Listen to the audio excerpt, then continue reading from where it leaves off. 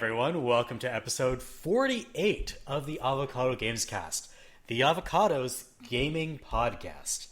Today, we're going to talk about video game magic.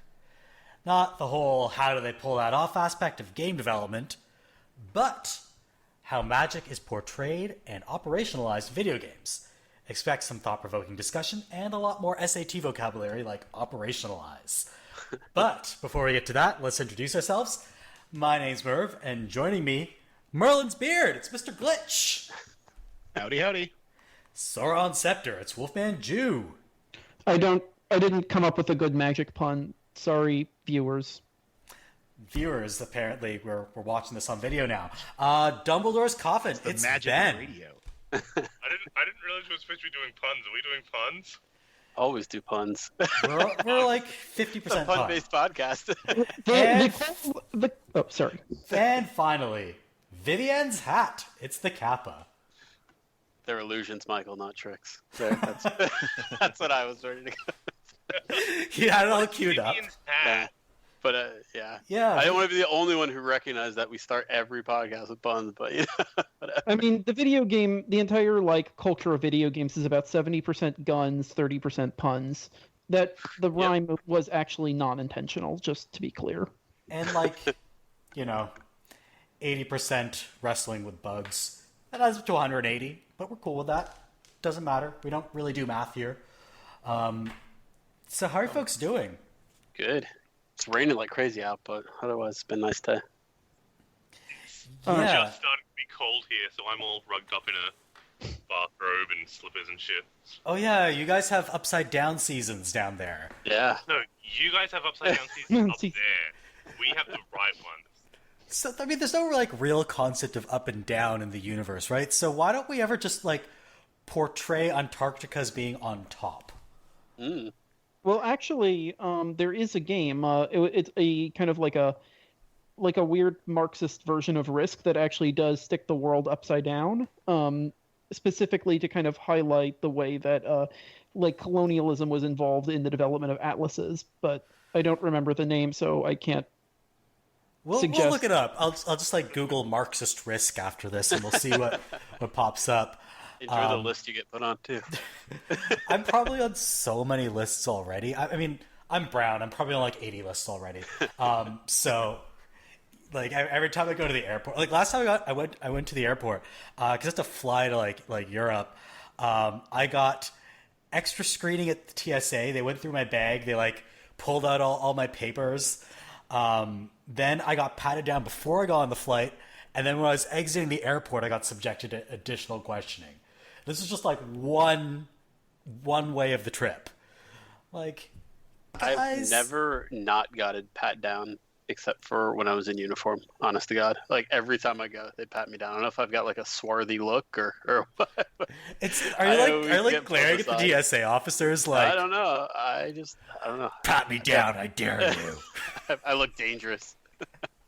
Yeah, I don't know. It's not always a racial thing. Sometimes it's just you look suspicious. Yeah, the funniest thing is I got my bag checked once, and when I got home, we went through my stuff, and I had a Scientology DVD that someone slipped into my bag, and I'm 90% sure it was a TSA guy. Isn't that weird?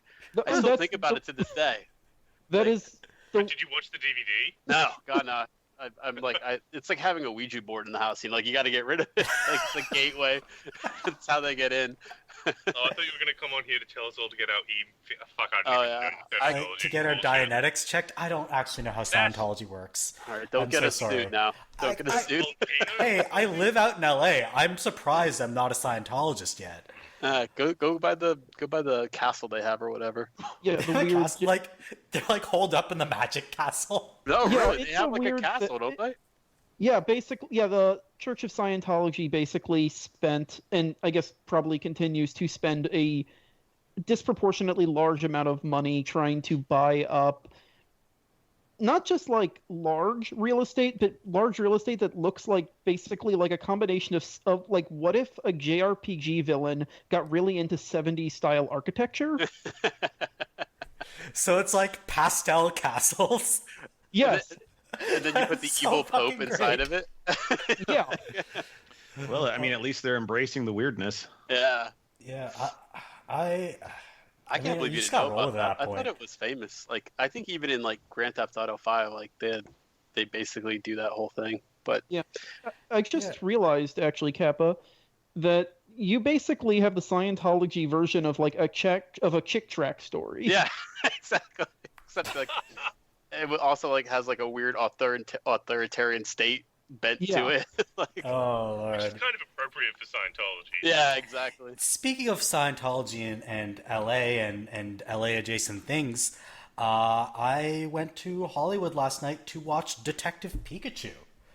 Ooh. Well, that's one of like the biggest stretches That is, that you've ever made. I love how I make the segue. They're just like, no, fuck, we're not segueing now. I gotta Like, know, is it any good? Scientology Detective Pikachu. Like, Is you it couldn't finally- even, like, find a Scientologist actor in the movie to talk about it. I'm sure there has. I don't want to accuse like Justice Smith or Catherine Newton of being Scientologists. Totally are. Ryan Reynolds, like the world's biggest Scientologist, he's spreading Scientology to all of Canada right now. Ryan, at the end of the movie, I believe, that's what I've been told. Actually, Ryan Reynolds, or Detective Pikachu's like costume, he zips it off, and it's Ryan Reynolds, and then Ryan Reynolds zips his face off, and it's actually like David Tom Cruise. Miscavige. They finally found Shelly. She was Pikachu all along. That's the whole like point. Pikachu. That's the darkest joke we've ever had in this podcast. I just want to make clear. Okay, so Detective Pikachu was a movie that I saw, and like, so I went like all out. I saw it in like the whole 4D experience with the moving seats, and when a Pokemon spews water on screen, it sprays fog in your face. So you know, I went all out. I wish there were cinemas that did that shit here, but there isn't. They're dreadfully expensive. It's like $30 for a movie ticket if you do that. Yeah. Yeah, but but it'd be worth it for that like one movie. Yeah. the one movie called like We Spray Water in Your Face. Yeah. No, like just that one movie that you're super into, like fuck yeah. I do it for like all like the MCU movies. I'm not even like in love with them. I just do it because I'm like, if I'm gonna do this, might as well go all out, right? Do you go to John Wick and they just like shoot you with BB guns? Yo, John okay. Wick- They give you a dog when you walk in, and you don't walk out with the dog. Okay, that's the darkest joke. Okay. So actually, like you're talking about the BB guns, what they do is with certain things they like spray air on your feet with like pulsating jets. But the air that comes out of these jets is at such high speed and pressure that it actually hurt my ankles, like through Wow. my pants. That's how bad it was. So it's like getting shot with like a mini, I guess, like pneumatic BB gun under my seat. Jeez, they don't Yeah, play. I was like, oh my god, this stings. This isn't right. Somebody's like turned up the nozzle too tightly. Suffer for your Pikachu. Yeah, pretty much. Wow, This the is what you Lickitung want. scene. Wow, the Lickitung scene is even more extreme than I thought. It was pretty extreme because they spray the water at you and Lickitung like licks the main character Tim's face, and then you like feel it on your face. You're like, oh no, this is moist. Oh, he's So- been eating Snickers bars. Ew. I've got to know: is this the best video game movie since Mortal Kombat? Because I can't this think of is another good one. actually the only video game movie I've seen, so I don't know if I have a good point of comparison. You run a video game podcast and you've never seen a video game movie. Yeah, I mean, you didn't even see the Mario movie made by the Max Headroom people that goes into like a vaguely fetishy post-apocalypse where Mojo Nixon plays Toad. I mean, now that you've described it in such detail, I don't think I need to see it. Yeah, I basically lived it. What about Yeah. the Assassin's Creed that totally wasted everybody involved in the movie and told an incomprehensible story for 3/4 of the movie that nobody That's- even That understood? sounds like Assassin's Creed. Yeah, that's it's if nothing else the most accurate video game movie. You know what the best bit about that Assassin's Creed movie is? That it sucked and everyone hated it, and then the next game they fucking doubled down on the fact that it's canon in the games and you need Yeah. to watch it. I like that. I'm actually okay with that. Shine on, you weird, you crazy diamonds, you like French you Canadian slaves. wonder makers. Yeah. Oh, I own it on Blu-ray. I'm insane. I own 2 copies of Predator 2. 2. Oh, Just a God. backup. No, I was buying a used copy, and then a later date I bought another used copy, thinking in case I hadn't bought that one, and I still haven't seen Predator 2. This is like the time I accidentally bought 2 copies of the same math textbook because I didn't realize I already owned it. Yeah, I'm always doing that too. I'm like, cool. Yeah, I have so many stuff like that. Textbooks. Yeah. Bunch of nerds. So Yeah, I have relatable, so many Merv. copies of this textbook on the calculus of variations. Yeah, so I saw Detective Pikachu, and if you're asking me if it's a good movie, I don't know. I'd say it's an okay movie. I'd say it's good for what it is. In fact, Good what kids movie at least.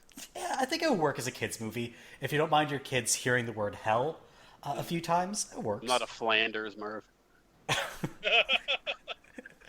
I don't know. Like, maybe you diddly with them. I don't know. Be careful there. That did not come out right. I'm sorry. I don't know. So it's what I'll say about this is I really like the setting, really like the characters. I think the special effects and the animation, they looked a little weird in the trailer, but they work pretty well in context. I would like to see all that preserved, but with a completely different plot.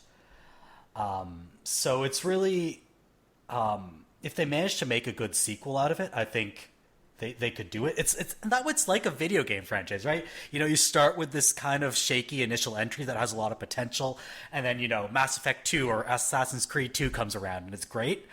That's what I think Detective Pikachu is like. There's a promising initial entry. Actually, do like the game storyline of like, hey, go fight all the fucking gyms and shit, or would you want to see them do like other shit just set in the Pokemon world? Shit just in the Pokemon world. So this is based off the Detective Pikachu video game. So it follows the broad strokes of that plot, but it apparently changes a lot of it. So I'd like to see them either do an original story in this universe, like in Rhyme City, or if they make a Detective Pikachu 2, then base the plot off that.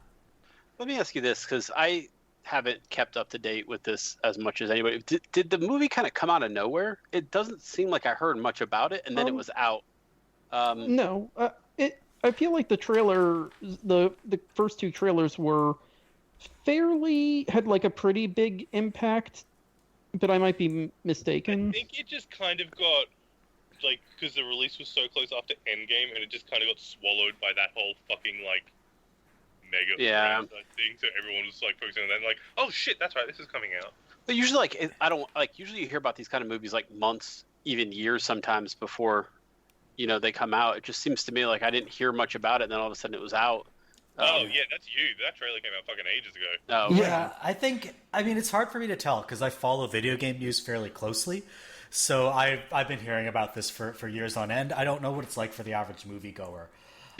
But, you know, they hadn't sold out the theater, but it was pretty packed when I went. So, you know, people are willing to pay $30 to watch Lick-a-Tongue and experience the licking. And get your ankles blown out by air. I was not expecting that. I should have complained. I mean, I'm not a busybody. I don't go to theater management. I'm like, your air jets are too strong. No, that's not me. So, yeah, it was enjoyable. I think, as far as video game movies go, even if I think, you know, overall the plot really isn't all there, it's clearly made with a great deal of respect and love for the franchise, and there's a lot of fan service for Pokemon fans in there. I think, if nothing else, people respect the movie even if they don't enjoy it. That's good to hear. I mean, I like Pokemon fans still having stuff they can enjoy. You know, I'm not looking to hate anything, but it's just been kind of surprising that, I think that weird live action mix to me was where I was apprehensive more than anything. Like, I don't know. I don't have a big can Pokemon be filmed or not, but a lot of times that weirdness just never really shows up well. You know what I mean? Yeah, so go ahead, Wolf. I was gonna say I think that this is. I haven't seen the film, but just from looking at the trailers, I think this is probably the only direction that possibly could have worked in live action, visually. Like if you just have the Pokemon the way they're designed, then they just wouldn't really look good at all. Yeah. Yeah, Which Sonic found out.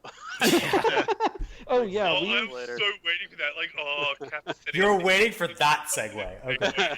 I'm gonna be honest. I was planning to bring out like a bread knife just to make sure you all knew how much I was bringing out the knives for the Sonic trailer discussion.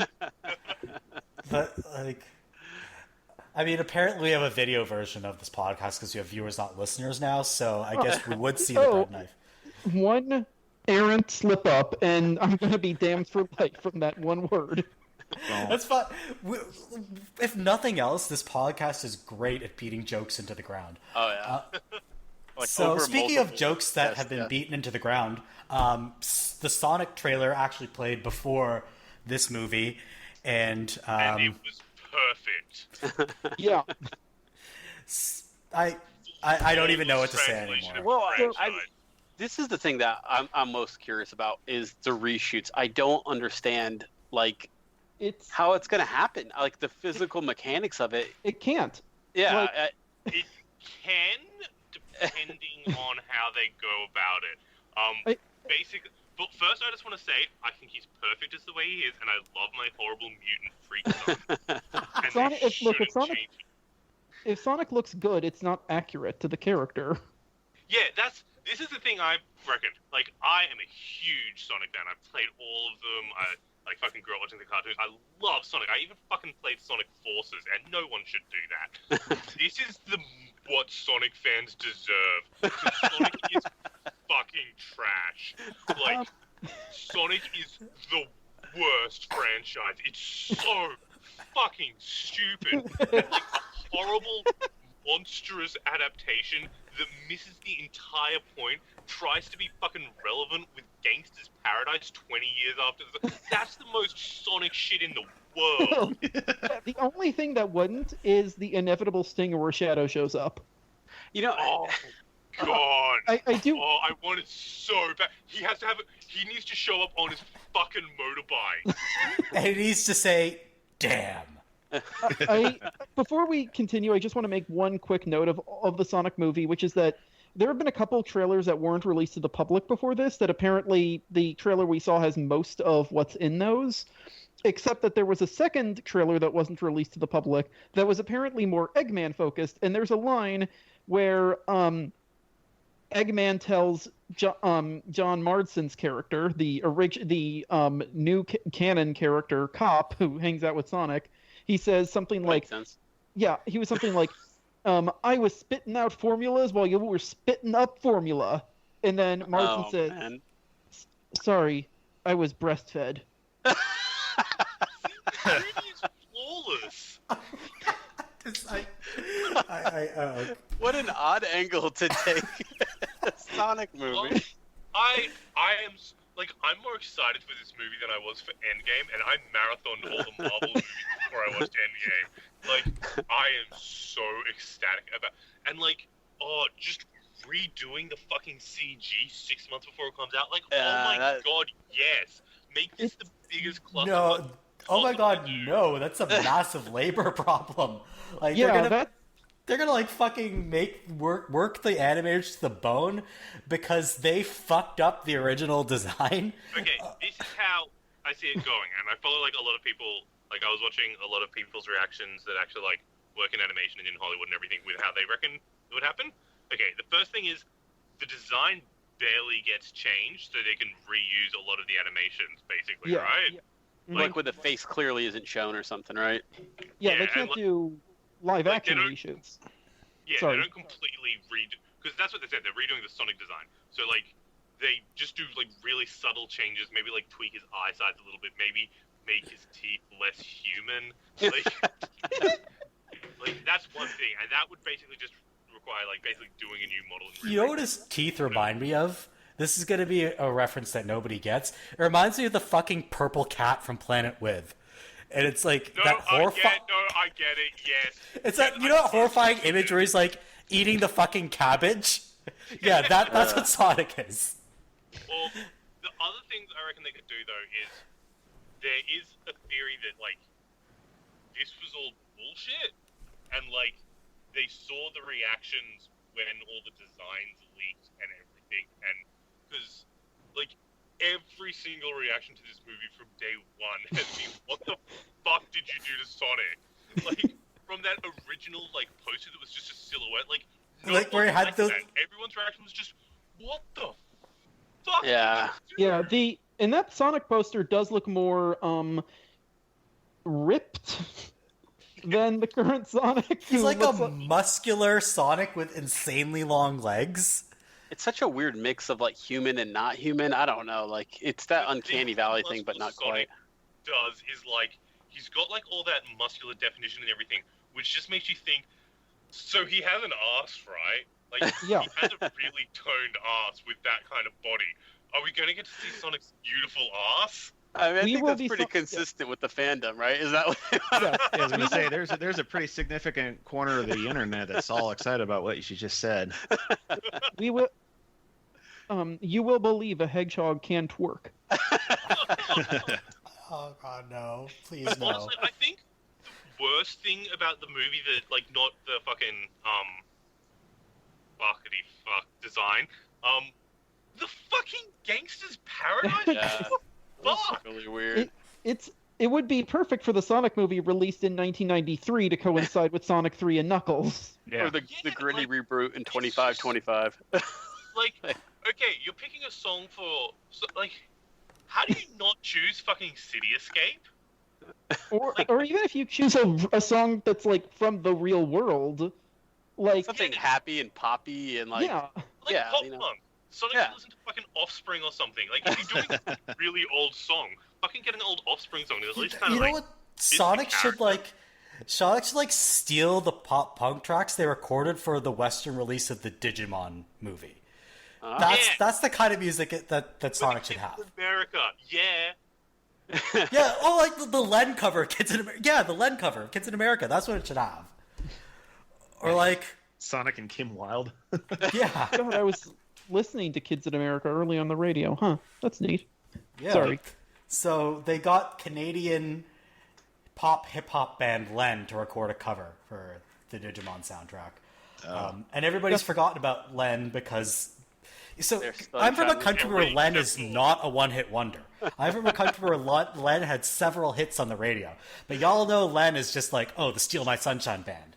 Y'all don't know like Cryptic Soul's Crew or It's a Brother-Sister Thing or My Neighborhood. Like, no, I don't know the Brother-Sister Thing. Yeah. Yeah, I didn't want to say anything, but you missed out on that one. Yeah, this is what it's like to be Canadian. There are multiple Len hits if you're from Canada. So like when those lyrics come out, you're like, oh yeah, I by the way. Sorry? I totally get what they mean. No fucking idea who Len are. Like, Yeah. what the fuck are you talking They were a about? one-hit wonder in the U.S. They had a song called "Steal My Sunshine" that's just gibberish happy rap. Like the song, the lyric, you can look it up. Okay, so what they're rapping, like, it's psychedelic stream of consciousness lyrics about depression. That's what that song's about. It's about being depressed and like getting your friends to get you out of that funk. Yeah. Anyway, so that was Sonic and Detective Pikachu. What have y'all been playing lately? Hey, before we go on, I do need to ask one thing. Is Sonic now an alien? Yes. Sonic is an alien depending on which canon you follow. But I mean, has he always been an alien? He's more fun as an alien. Kind of. Like, so there's the Sonic Saturday morning cartoon with Sally and everything. That's definitely on a different planet, and Eggman is a human that invaded the planet. There's Sonic X, where he's, like, alien/alternate dimension. It was never really made clear. Sonic in the Sonic Adventure games is just part of Earth with humans and shit, because those games are a nightmare. I think the classic Sonic games are like vaguely post-apocalyptic, and like Eggman is the last human. I guess that's how Boom is too. Makes I sense. think the main defining feature of Boom is the scarf, right? Yeah. Okay. I think Sonic Boom is just, it's funny, who cares? We haven't really thought about it.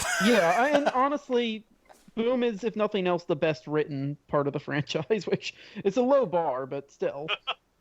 I think You just gotta get Jaleel Sonic White to Boom, riff, right? The more I don't like the normal Sonic designs, I actually love the Sonic Boom designs. Yeah, I feel like Swole Knuckles is honestly kind of fun if you give him that goofy Travis Willingham writing, or speaking, and that silly writing that just makes him like A total essentially- knucklehead. I go back to normal Knuckles. It's like, no, fuck off. Where's my big Yeah. dumb muscle boy? Yeah, he's basically what if Bullwinkle went to the gym a lot, which is something I honestly didn't realize I needed. For the movie, Sonic's is from another dimension.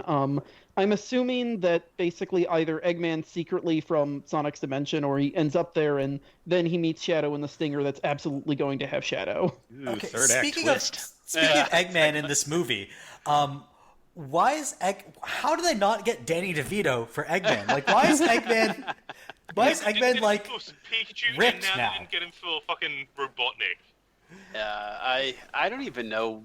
Jim Carrey has like a weird personality to me right now as an actor. Like, he's almost too serious for the funny stuff and too funny for the serious stuff. I can't really tell what he's gonna do with this one. You know? Even Jim Carrey is like part of he's full on '90s Jim Carrey, which Yeah. kind of like goes into the whole. This movie should have happened in 1996. Yeah. Well, last I remember Jim Carrey was when he did Kick-Ass 2. You guys remember that one? He kind of like threw a And fit. then he didn't want to be in it anymore. Yeah. I was like, or some shit. it just felt weird. Like, you kind of knew what you were signing up for. You know what I Yeah. mean? And then like it felt weird that was going to be his weird protest thing, was going to be to say he didn't want to Now promote the his movie that protesting he is just starred in. But now his protesting is just like, don't take vaccines, I guess. Yeah. Yeah, he's unfortunately gone on that train. In the movie, it's pretty obvious that he's going to be mugging so much you could drink tea out of him. Yeah. Yeah. Also, Fucking This ripping movie- off the Rock's bit. yeah, What? How's he ripping off the Rock? The bit where like he's like, "What was your name again?" And then like as the dude answers, he just screams at him. That's like totally the Rock's bit. I did Like, not from when know he that was about the wrestling. Rock. Good to know. When he was the wrestling heel, wrestler. that was like his bit. It was like, I "What was don't care what your name your-" is. It doesn't matter. What... Yeah, like Okay, good to know. It's really funny because the Rock's image nowadays is like this, like big cuddly muscle dude who's really friendly. Yeah. Which I guess really doesn't fit with his best wrestling fucking persona. Wrestling heel. Like I want him to be more villains in movies because he's so good at it. Yeah, I don't know if he could pull that off anymore as an actor, but I'd like to see it. I like when people play No, against of type course and you are actually haven't really good loved at it. Because tying it into this fucking thing, he's amazing as a terrifying bad guy in Doom. Yeah. he He's yeah. probably. Sucked, but he's really good at intimidating. That's probably the Yeah. first time I've ever heard anything in the Doom movie referred to as amazing. I actually Uh, really like Doom. I'm not gonna lie. I thought Yeah. the first person part was a little overdone and like definitely kind of more of like a hey. That was look the only how part of that great movie I liked. this is. But they got the vibe of Doom right. It was very creepy and scary throughout. Yeah, What's that movie they did all in first person? Was it called No, no. Hardcore Not all. Henry? Not You're Hardcore thinking- Harry. Oh yeah. Yeah, Hardcore Henry. Oh yeah, the one with actually- Charlton Copley. Okay, yeah. Sorry, go ahead. Although there's actually a few non-video game or video game adjacent movies that have done like films all in in a first-person perspective. There's a Philip Marlowe movie called Lady in the Lake that did that in 1940. I want to say 2. It's still a Did really she get the BFG? no, did not. Also, Ben, Yeah. the Sonic movie, the Coolio movie. This is the same plot as Sonic. This is the same plot as Sonic X, right? The only thing is, Sonic X was he found a little kid that was rich, and fuck it. Fucking hell, it's just Sonic X. We've Oh, made some profound revelations today. Yeah. Sorry, guys. I Sonic. need to step out for a bit. I need to make sure my wife is up, so get ready for something. 1 second. All right. We need to stop Wait, talking. Shout out, she's up. Okay, never mind. We Just need yell to stop Sonic. talking. We need to stop talking about Sonic. Yeah, we do. My brain is going to explode. I'm sorry. What have you guys been playing lately? Anyone, just say something, please. I've been unless playing... it's Sonic, in which case, don't talk. I'm literally staring at the copy of Sonic Mania that's sitting on my desk. Yeah. Don't play it.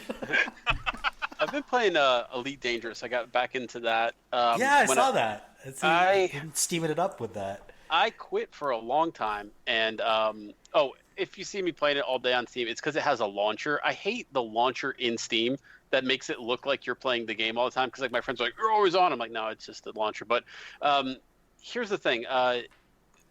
You know, like how some games are like, "What happens if we give all the players what they want? They're gonna get bored. They're gonna quit. Blah blah blah." Right? It feels like what happened in Elite is they were like, almost as an experiment, let's just give players millions of dollars and see what they do. To put it in perspective, probably in like the year that I played previously, I probably made about 100 million space bucks or whatever, right? In my 2 weeks back, I've made almost 1 billion space bucks by doing this new style of mining. That's really cool, where you play this mini game that you shoot missiles into an asteroid, and you have to time it right and get the missiles kind of equidistant apart, push the button, and then the asteroid fractures and leaks out all its juicy innards of void opals and other things. So they call it core mining, right? New system in the game, and it makes you ridiculously rich if you have the patience to play the mini game and kind of mine. I don't want to say mindlessly. Is it sort of like Mass Effect 2 planet scanning? No, or is it different? No, Okay. way more involved. Is it like cryptocurrency? No, so like when you crack the asteroid, it gives you like a void crystal or whatever, like some kind of fake thing or whatever. But the thing about it is that no one else makes it besides these asteroids. So people have spent like hundreds of hours in game mapping out these places that have this, and then discovering a way to do it. And so there was a lot of work that went into it. I was part of none of that. I just logged in, and people were like, "Hey, if you want to go get rich, go do this. Click here, do this. Here's 500 guides on it." And it's like basically reinvigorated my interest in the game, because before everything was locked behind the paywall of how much credits can you grind. And Elite is, I don't know if you guys have ever any experience with Elite Dangerous or any of the Elites, but they're kind of just very sandboxy worlds, right? There's not much to them. The game doesn't really necessarily have a plot or anything. It's, hey, if you want to go be a space trader, go be a space trader. If you want to kill pirates, go kill pirates, But with that kind of aimlessness, and the kind of money that's required to do all of that, I don't want to say it forces you, but it definitely pushes you to find out, okay, well, how do I make the money to do the stuff I like? Does that make sense? Yeah. And so in this game, that was always like the big thing. Well, to be a space trader, you've got to make money as a pirater until a certain point to get this ship, to buy this special thing that lets you do this thing, and then you can be this. So they kind of took out that barrier and instead just said, look, here's all the money you want. I mean, you can do void mining in like the equivalent of a starter ship if you want. And people are. So a lot of people are coming back into the game and finding out when that money barrier gets taken down, does the game get ruined or more fun? And I guess that's kind of a perspective thing, right? Like, what would you rather do? Would you rather like, well, if I'm going to make my own space story, I want to be the guy who starts from scratch and does this and does that? Or do you want the money kind of given to you and then let yourself decide what you want to do? So some community people are like, oh, this is too easy. This isn't the Elite I love and grew up with, blah, blah, blah. But for me, it's like, cool, finally I can get the ship I want in a reasonable amount of time, do what I want to do with it, equip it how I want to equip, and then go play kind of exactly how I want to play. And Elite is probably the most complicated game in the world. But like with a lot of games that I find myself enjoying, it gets the basics really, really right. It's super fun just to fly in space. The cockpits look different. The world look cool. There's billions and billions of planets that are all uncharted. So there's stuff to, the vastness of space really shines in Elite. There's people who take literal month-long, like real-time journeys to the center of the universe, and it takes you that long to get there. And it's just you and your ship and fuel scooping at suns and stuff like that. So there's some cool stuff, but it's got to be the type of stuff you like. So this change to the game really brought me back, because they removed the grindiness from something I don't like, grinding for credits, and put it back instead on, okay, well, now that you've got the credits to do what you want to do, what do you want to do? I find that a little bit more fun than what it had been. So what this kind of reminds me of? This distinction between like grindy simulation versus sandboxy simulation. In some of the roller coaster tycoon games, there are scenarios where they essentially take money out of the game entirely, and they're like, "Here's a park, and we need you to build a certain number of roller coasters that achieve a certain amount of popularity." Right. And then you still need to sort of run the park a little bit so that people actually come to your coasters and ride them, but you're otherwise free to create whatever kind of coaster you want without having to worry about resources or how expensive building a giant mountain for your track would be or something like that. So yeah, it's sometimes fun to loosen restrictions. Roller coaster tycoon because I just cheated all the time. Yeah, I mean, I guess that's what I'm finding is it's a shift in the style of game that I find enjoyable now, where I don't feel like I have to do the thing that I don't enjoy to do the thing I do. And I think a lot of games that have been this long, or maybe that open world or whatever you want to call it, they're kind of afraid to do that. Anthem, I think, is probably the one you can definitely point a finger at if you wanted to and say, well, the reason they don't give players loot is they feel like if the players get the loot, they're going to stop playing the game, right? So there's a little bit of a gamble there. Are people going to still be interested in the game if we take out one of the main things to it, which in this case would be farming for credits? But for my money, I mean, I'm fine with the changes they've made, and I enjoy what they've done with it. And it's still a fun all-around space game to play. That part hasn't changed. The only part that does is now instead of having to, make this progression from shitty ship to good ship, it's like, nah, here, just go right to the good one and see what you like. And I like that. I think that's a good change. Yeah, it's so like to the point of Anthem and like these multiplayer shooters. The fun for those games and for me is getting to hang out with my buddies who don't even live in the same country as me online and just like it's Skype with guns basically. Right. Yeah. And so I'm not looking for the looty grind. If you make fun scenarios, that's all I need. I'm not looking for the character progression, really. Right. I know other people come to it for different things, but I don't think they lose as much of an audience as they did, because I think a lot of people are using it as a way to connect with their friends. Right. Yeah. So yeah, Elite, if you haven't checked it out, I think it goes on sale like almost every other week. And if you're just looking for like a chill, like non-stressful, what they've done too that's interesting is they've broken the game into open, which is like basically open servers. You can run into other people who might steal your ship or like pirate your cargo or whatever. Then they've got what they call solo, which is none of those people exist, just NPCs. And then they've got another one that's I can't remember what they call it. It's called like public groups or something, but you can join servers that specifically are like role play servers, or people who are traveling to the far reaches of space, or people who pretend to be space cops or whatever. Like you can get that RP experience built in if you want to. So that part, I think, depending on what you're looking for, might be kind of fun too. Yeah, sounds like it's something that Sandbox fans will enjoy. Mm-hmm. To Ben's point about cheating, guess who's been cheating lately? Uh-oh. Yeah. I want to make very clear, I'm not cheating in a multiplayer game or a game with leaderboards. I am cheating in a single-player game. Hell yeah, you are. I love it. And that single-player game is Sekiro. Yeah! Yeah.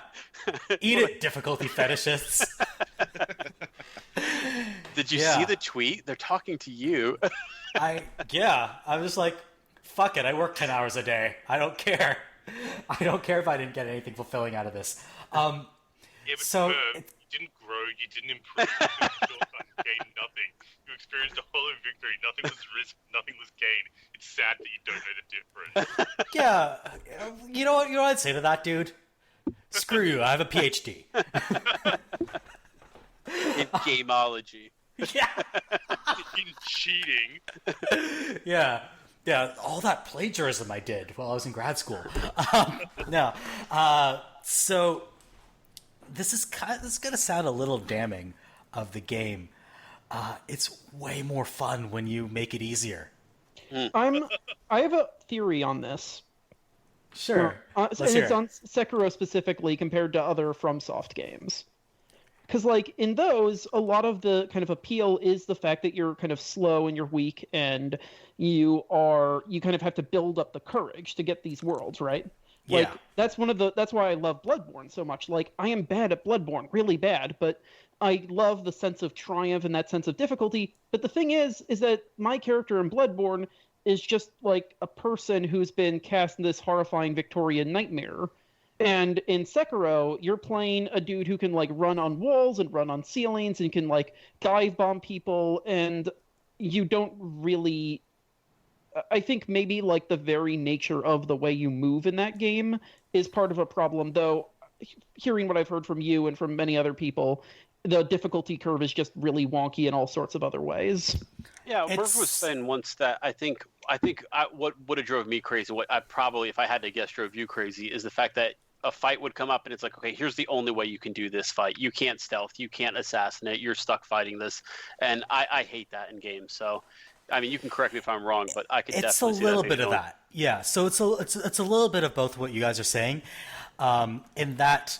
So to Wolfman's point, yeah, you're this guy who has all these acrobatic maneuvers, like you can jump over enemies, you have a grappling hook, etc. So you have a lot of mobility, and instead of building boss fights around that mobility, they build boss fights around restricting that mobility, or they give you bosses that have ridiculous attacks that can reach you from like 30 feet away, and like it's built around restricting the mechanics or that you're used to using, or making the mechanics that you're used to using useless. And once again, this feels like an attempt to kind of take the formula that they've been building for years, but in a way that doesn't really seem to understand fully like why that formula worked. Because like when you fight obviously bosses in their normal games, they're huge and they're large and they're big and slow, and you try to hit them in the butt. But with your sword. But like you can still move in a lot of different ways. The weapons you get, the augments you get, like those things can change. And I think this is maybe this weird disconnect because they didn't imagine how to do a From Software style of boss in a game that's mostly fun when you're moving around and being stealthy. And I think that's I'm going to be the point of fucking, I don't even know what the word I'm trying to say is. Anyway, I fucking love Sekiro. I think it's amazing. I think it's the best game FromSoft have made. Like, cool. I fucking adore. Like, the one problem I have with it is I think the feudal Japanese setting is boring compared to the weird shit they've done before. But other than that, like the fact that bosses now are, instead of being like, because in Dark Souls, like the primary, like, your primary goal in Dark Souls is always avoid taking damage first, hit the boss second. Like, that's always your thing. Yeah. So, you, like, using your dodge rolls, your shields, all that kind of shit. You're finding the save points and then waiting for them to, like, finish doing their attack and then taking in, like, your little fucking cherry tapping, doing, like, slowly whittling their health down and everything.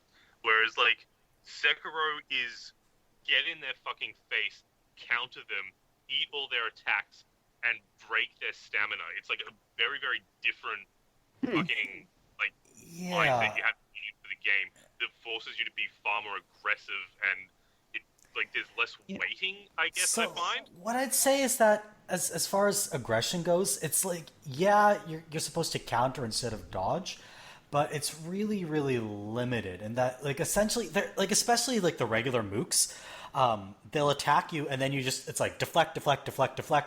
Oh, now they're vulnerable. Attack, and it feels, for a game that's kind of about getting in their face, it feels really passive for that.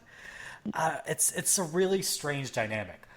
Because I don't really have a dog in the fight. I haven't enjoyed From games in a long time, and I know that. But it seems like this is the one, for the first one, I've really heard a lot of complaints about the combat and the difficulty, which is usually like, yeah, there might be something that annoys me about, 3 or Bloodborne or whatever, like people online I'm saying, but the combat is amazing and like that's a given. This is the first time I've kind of heard some people say some negatives about it, and just as an outsider, I thought that was kind of weird. I wonder if some of it is getting bored with the formula, or if some of it is the game itself. I think a lot of the, like, because there was a lot of pushback when it came out, definitely, but I think a lot of it is if you try, like, Bloodborne changed things up a little bit by getting rid of the shield, but it's still 90% the same thing. Yeah. If you try and play Sekiro like Dark Souls or Bloodborne, you will fucking die. Like, I think people went into it expecting this to be Samurai Dark Souls, expecting to be able to and Yeah. like, it's not. You just can't, like, other than the general, like, structure with, like, the fucking what The are they poison called? swamp. The Buddha statues the poison swamp. But, like, with the Buddha statues and the repopping enemies and everything, other than that, like, general overall structure, like, the actual moment-to-moment gameplay is nothing like the other games. And I think a lot of people went in expecting that, got fucking destroyed, and were like, what the fuck, this game sucks. Yeah, I mean, I don't have experience with the previous From Software games, so this is me going in cold and kind of playing it as it's meant to be played. So How? How do you run a gaming podcast and never have, like, seen a gaming movie or played a Dark Souls? Like, Those games. guess who hasn't played any Final Fantasy games? oh, fuck you. Actually, you know what, Merv? You don't have to be alone in this. I've only played a few hours of 6, and I liked it, but in the end, I'm still learning about JRPGs. So I mistakenly heard that as I've only played a few hours of sex, and I was like, No, FF6. Final Fantasy 6, aka the one with the evil clown guy that everyone likes because he's the evil clown who turns into God. Hot take. who likes Who likes clowns? I like clowns. Clowns are horrifying. I've It's had, gonna be a like, hot take that pisses off everyone that's a fan of Final Fantasy. Final Fantasy 6 fucking sucks. I don't know hate if it sucks, but it's not my favorite either. It's Okay. there are y'all so can many fight better about this. JRPGs on the Super Nintendo than the Final Fantasy games, like Chrono Trigger and Terranigma and shit. Like, I don't get the fetishistic obsession with Final Fantasy 6. Anyway, that's a complete. So anyway, like back. Apparently, Sorry. that's a complete tangent. You never even mentioned why you were cheating in Sekiro. Like, what did you do? Okay, yeah. So to get back to my experience at Sekiro, also to Kappa's point about, wanting to play it a certain kind of way or with a certain kind of freedom, the way the game is set up almost suggests kind of an immersive sim, like freedom. Like, you think you should be playing this like Deus Ex or Prey, but it is somewhat restrictive in that, for a given boss, only maybe 2 strategies are viable, or when you're combating enemies, you really only just like go through this pattern of deflect. Okay, attack now. So there's a lot less freedom than the mechanics of the game would suggest. I wonder if like the people who are hardcore about not cheating it like watch YouTube videos about how to beat bosses. Do you know what I mean? Because 100%. There are like fucking day one. There's like, hey, easy strategy for Lady Butterfly, easy strategy for the fucking monkey. Like, that's such bullshit. Like, people are all like, oh, don't cheat. Anyway, here's how you glitch out the boss in Dark Souls so it fucking kills itself. Like, you're cheating, dude. You're not figuring it out yourself. The same people who tell you you can't look at guides and you can't go through Dark Souls unless you just no. The best way to play Dark Souls is to play it the way you want to play it, damn it. Yeah. If you go through Dark Souls without a fucking guide, you will have no idea what's going on. Those games are so thoroughly designed that, like, you play them while talking to other people, figuring out what the fuck this game is. Like, none of the that kind of explains my problem with Bloodborne. I never even did the tutorial. Yeah, so I will say, okay. You work it out. So I will say this about Sekiro. I got, let's say, about 40% of the way through the game without activating any sort of cheats whatsoever. So I got decently far, basically up to the first, like, huge boss fight. There are, I think, 2 huge boss fights in the game. I got up to the first, and I spent quite a bit of time, failing over and over to beat the boss, and then I thought I beat the boss. I got through its 2 phases. A cutscene played. I'm like, okay, great, this is over. And then a 3rd phase happened, and I was like, I have 1 heal left. And it took me several hours to get to this point, and I'm going to have to train myself to be able to consistently get to this point. And I realized this is a bullshit waste of time, and I don't want to do it anymore. Fuck it, I'm turning on cheats. double damage, 1/3 damage to me, and I don't want to grind anymore, so 2 or 3 times XP gain. And those are the only tweaks I made. I didn't turn on anything like invincibility or super like minor tweaks there. Oh, I would have done it all. They'll get. yeah, no, but I didn't turn on like invincibility or like no posture damage or like no poison damage or anything like that. Otherwise, it's normal. It's just I tweak the values, and it's way more fun. Yeah, that's interesting because again, getting back to I think what people think. Remember, there was like the debate of should there be an easy mode, right? Yeah. And a lot of people said no. But if you're a developer, don't you want more people to experience your game than not? I mean, wouldn't you be proud of the story and this and that, and want there to be a here's a with the no difficulty mode is like I love these games to be hard. Like I said, I actually really enjoy Sekiro. I think it's amazingly designed. I don't give a shit if Merve cheated. Like I don't give a shit if someone has an easier game. I just won't. Yeah. Who the fuck cares? I've never turned on cheats in any other game before. I cheat all the fucking time. I play games as they're constructed for the most part. Yeah. Like I'm not concerned with other people going through games with cheats turned on or whatever, as long as it's not a multiplayer game. And I usually play games just as they're designed. And I've turned through games. My favorite game, like one of my favorite games, is Warcraft 3, and I've never beaten that without cheating. Yeah, that's a good example of a game where you're like, look, I can struggle through all these bullshit stages where the AI definitely cheats. Don't get me wrong. Like, there's no way they can make those units that fast. Or like games like The Witcher, where there's just so much weird shit to go collect, and it's like it. Oh, I just quit The Witcher. Fuck that. But like, it's either like, do I enjoy this game enough to just finish it out, or do I cheat? You know what I mean? Like, there's a lot of games now where I probably 5-6 years ago, I honestly would have quit. I never would have finished them. I feel like I haven't finished Red Dead Redemption 2 because I can't cheat in it. Does that make sense? Like I feel like if it was on PC and if I could have like, cheat engined it, I'd have been done. I'd have completed Red Dead. But there's so many parts now where it's like, fuck, I don't want to go grind so I can buy a better horse, so I can go hunt this one thing, so I can do, what I mean? It's just, I don't have to do that, but it's part of the game to me, and I'm not gonna, you know what I mean? It's just, I don't know how to explain it. It takes away from me to have to do grindy shit. I was about to say you didn't have to do any of that grindy shit for Red Dead Redemption, but you beat me to it. Yeah, I mean, I know I don't, but like, I couldn't.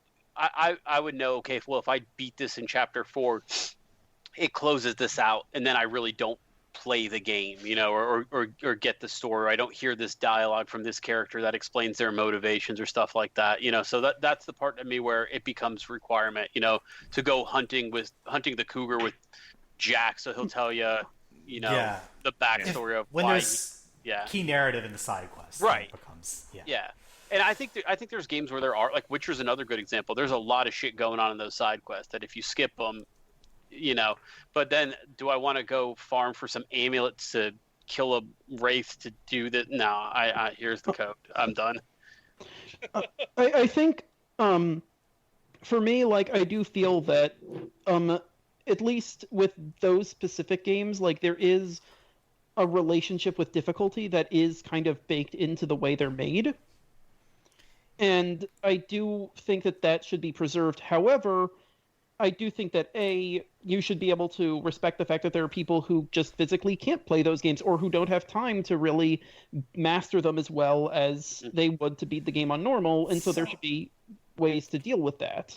I'm going to slightly disagree with that, in that having turned on cheats, I don't feel like anything has been artistically lost whatsoever. I mean, that's for Sekiro, but for Sekiro, I don't know. I can't speak to the other FromSoft games, so you're absolutely right on that. Like, for me, my relationship with those games, or those two games, has been one where I've struggled a lot, and I should note I've not beaten either. In the end, I just felt that I didn't really feel that I could keep finishing the story, but I do kind of want to at some point go back and see them through to the end. But at the same time, I like for me, one of the most satisfying feelings I've had in the game in a long time is when I was playing through Bloodborne, and at some point I was going through this nightmarish swamp, and eventually I found my way back to the starting area of the game, because there's a big swamp, isn't it? It's always a swamp. It's always a swamp. It's actually really cool. The swamp is filled with snake dudes who are made out of other snakes. Yeah, it's the Snake King, like all the snakes tied up together. Yeah. Oh, okay. Yeah. It's amazing. And there's like actual like swamp traps, like giant logs that get thrown at you.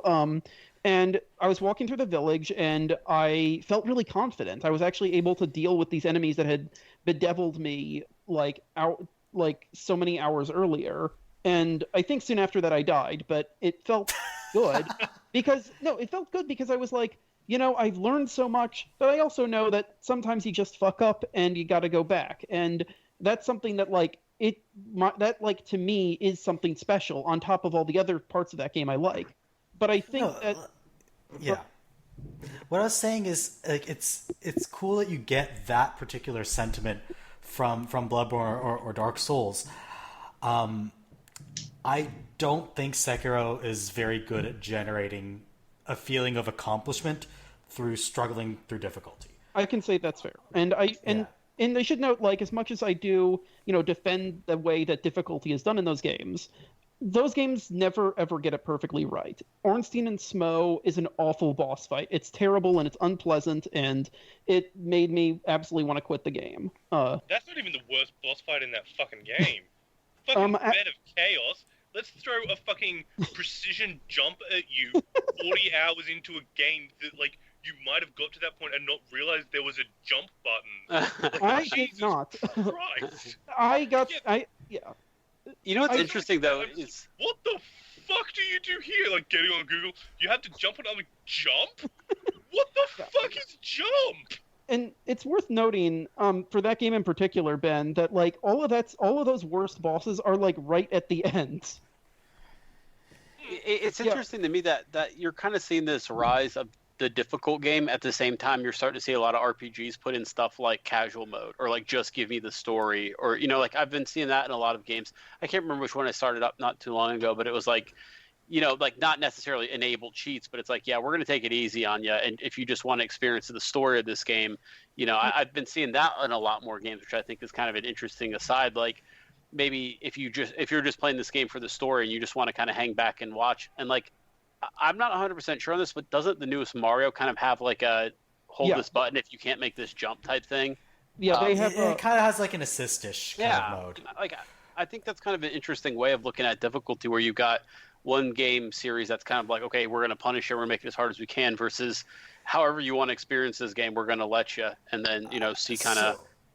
I think correct me if I'm wrong, but I believe the mode is not so much will make this jump for you. It's more like it directs you exactly where to go, and it doesn't penalize you as much if you fail. Yes, that's it. And it's more, it's similar to how in Mario Kart, the new one, they have an option for help where the game helps you steer. Oh, that's kind of cool. Yeah, and that's good if you're someone who actually can't play Mario Kart, because it requires a level of motor precision you can't have.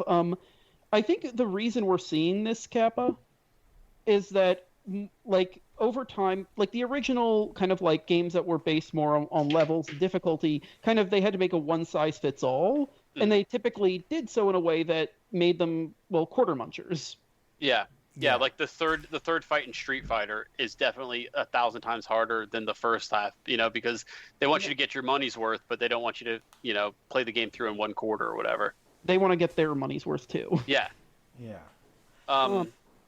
It's the interesting thing is playing with my kids a lot. A lot of different games, is seeing how games handle difficulty, right?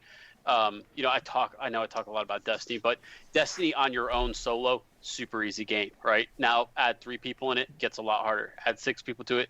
The difficulty comes from adding people into your game world or into what you're doing. I really like that style of difficulty. To me, the hardest things I've ever done in gaming have all been in MMOs, right? Like getting together a raid of 40 people who are doing, very specific things, separated out in groups of 4 or 5, and nailing each little precision timing thing. I think that's what the hardest thing I probably ever did was raid in WoW. If you ask me what's the most difficult thing, but I mean that's a different fucking vanilla WoW raids. Yeah. But that's like 90% of the challenge of them was just finding fucking 40 people and getting them together at the same time. Yeah. I mean, I used to raid in EverQuest when 40 people was a small raid too. You know what I mean? So like, you get people for You're an Oh, insane dear. person. yeah, but that's a different style of difficulty, right? Where I could never get through Sekiro, but other people would be like, I couldn't put up with 40 people, coordinate and do that, and I find that a lot more fun than I do timing a jump perfectly. I mean, honestly, like I just do. So I think that's an interesting look at difficulty too. Is how do you make a hard but fair co-op difficulty too? Yeah, like it really depends. Everybody finds different things difficult. Mhm. So there's some puzzle games I can beat that other people can't beat. For instance, I will never beat Bubba as you. Like, So- I beat actually speaking of other things I've been playing, I actually beat the okay, so there's this one puzzle that you can unlock about halfway through called A Way Out, and if you beat that puzzle it shows you the credits, but it's really only half the game. So I beat that last night. But I wouldn't say I've quote unquote beaten like the entire Baba Is You experience. But I haven't gotten to the credits. So I guess I've beaten Baba Is You. if you see the credits, that counts unless you're playing Neo. Yeah, exactly. Nier was like, what just happened? I played Nier Unspoiled, and I that game was a mindfuck, to be honest with you. It's like, okay, the credits started. The game's starting now, motherfucker. I'm also a big fan of when they have the fake joke endings, and they just we'll just zoom Like, through the fast credits. forward the credits. Yeah. Like there's one ending you get where you just eat a fish and then die. Yeah. I Best actually got credit the sequence you can get 10 seconds into the first mission of the game. When Yeah, it's if you still a crash swamp. during that weird You just bullet eat hell. shit on one of the giant lasers, and then the credits roll. It's like, starting Near, cool, and what the fuck? I just beat the game. yeah. So Glitch, what have you been playing? I just got a copy of Kingdom Hearts 3. Just drop that in. I love your reaction there. We had this string of episodes where on literally every episode we just talk about Kingdom Hearts for half an hour. I guess we're going back to that now. So what's going on with? No, the I'm Cage interested to 3? hear it. I this is the game that there's a lot of games I don't play that I'm really interested in hearing about what people think of it, and Kingdom Hearts is probably the top of that list, to be honest with you. Okay, so what's going on with Kingdom Hearts 3, man? Well, to begin with, I have never known less about what's going on in it. Have you played the other games in the series, or are you going in cold? I'm going in sort of cold. I actually did buy the other two games, and I was so lost when I first started playing those. Okay, so if the fact that you're saying other two explains why you're lost. Well, the other two crap. games with numbers. The other two games, Yeah, with I know numbers what he means, but there are games that are important for Kingdom Hearts 3 that Yeah, are I know, not numbered. In fact, you could actually argue that. I think you could make an argument that Kingdom Hearts 1 and 2 are arguably not that important. It's like some mobile game only released in Japan was the most important game. I think I heard. The reason I'm interested in hearing what people say about this game, because we've had people come on it from basically from your perspective, never played it before, and then people who are super into all the weird lore, and it's interesting to hear the different viewpoints of people who have kind of said, well, I never expected this thing that happens in this mobile game to be so important, but here we are because, it's this giant reveal of this character, and he ate and Norded this one person. I'm like, oh man, I got to hear more about this. What? Is people Nording start throwing around Horcruxing? verbs No, I don't know. When they're like, oh, he got Norded, and I'm like, I don't even know what you're saying. I don't. It sounds- I still have no idea. It Nor sounds does- There's a like whole. I mean, there's probably a good half hour of cutscenes that I guess are supposed to bring you up to speed on what's going on. And Doesn't the game start? Doesn't the game actually start by crediting itself as Kingdom Hearts 2.9? yeah, it does. It's is also it's really kind of a joke. Yeah. But yeah. Because are the Disney parts at least fun, even if you don't get all the weird JRPG shit going on? That's what I've always kind of wondered. I could get into some Disney stuff, but if I have to go through 4 hours of cutscenes of Titus level, Final Fantasy's still even in it. Because remember, this was a Disney crossover with Final Fantasy. It's not so much Final Fantasy, but just the JRPG. The JRPG stuff has overtaken the Disney stuff, from what I've heard. I don't know if that's true. Like, they explicitly had like Cloud and Sephiroth and all that shit in the first one. Yeah, so they're all there, but they're not there very much. They were never there very much to begin with. Tetsuya Nomura, the creative engine behind the Kingdom Hearts franchise and a bunch of the latter-day Final Fantasies, has basically said that he had to include them to sell the game as a Final Fantasy crossover, and so they basically all don't really have any roles, and they all just come from his games. Despite that, it's still very JRPG inspired with just kind of a Disney flavoring, I think. Yeah, it's very much in the structure of the plot, the way the characters act and interact with each other, and the original characters are very JRPG-ish. Are you digging it, though, Cliff? It's less JRPG-ish and more straight-up fan fiction that, like, someone started writing and then just went... It's because it's like someone started writing, like, the Disney Final Fantasy crossover fan fiction, like, okay, I'll like create my own original character to like kind of introduce the world and interact with me. And then it's like, I don't even give a shit about these motherfuckers anymore. You're gonna love Sora. And no, like, I swear to God, if Tetsuya Nomura were to create Sora today, he'd write OC Do Not Steal under him. Do you like it though, Glitch, or what? It's kind of too early to tell. Yeah. So the game starts off, I guess, in Thebes, the little Hercules world, and you run into Hercules and you run into James Woods. Hooray! That's awkward. Yeah, isn't it though? Like, oh, that's a whole lot of James Woods to be dealing with, like right off the bat.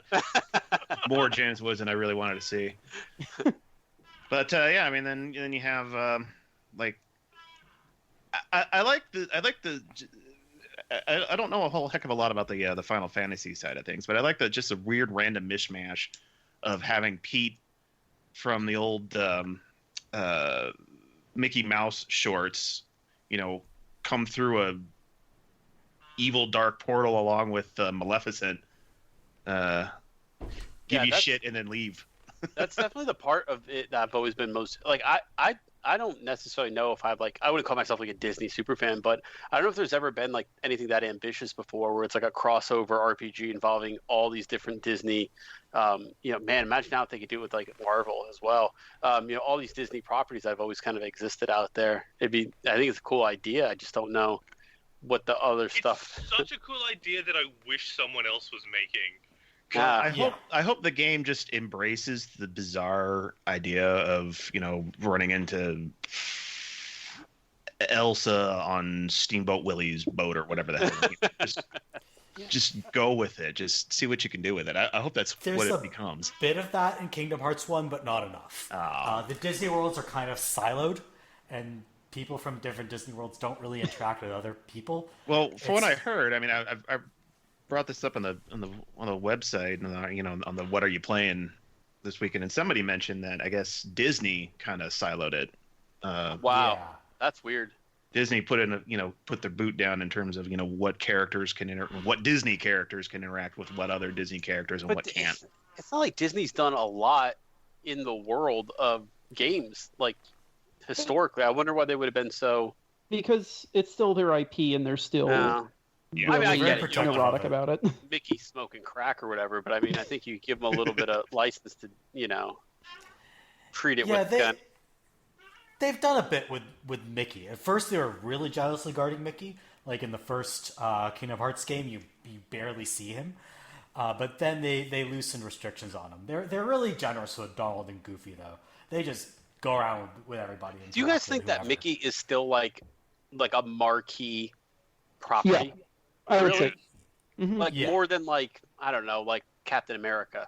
Well, I mean, I think in general, Nomura kind of views this as like Disney as Disney and not really its superhero subsidiaries or other but even then I still think Mickey Mouse is still sort of an icon. He's more of a retro one, but he's very recognizable. To Disney, then 100% yes. Like people fucking love Mickey Mouse. But Yeah. it's like, I love Mickey Mouse, and I don't Yeah, like like- most Disney properties. Yeah, I don't necessarily. I'm those not saying I don't have anything Mickey Mouse against it. shorts, but 'cause those are amazing, and that's the only time I've started caring about Mickey Mouse.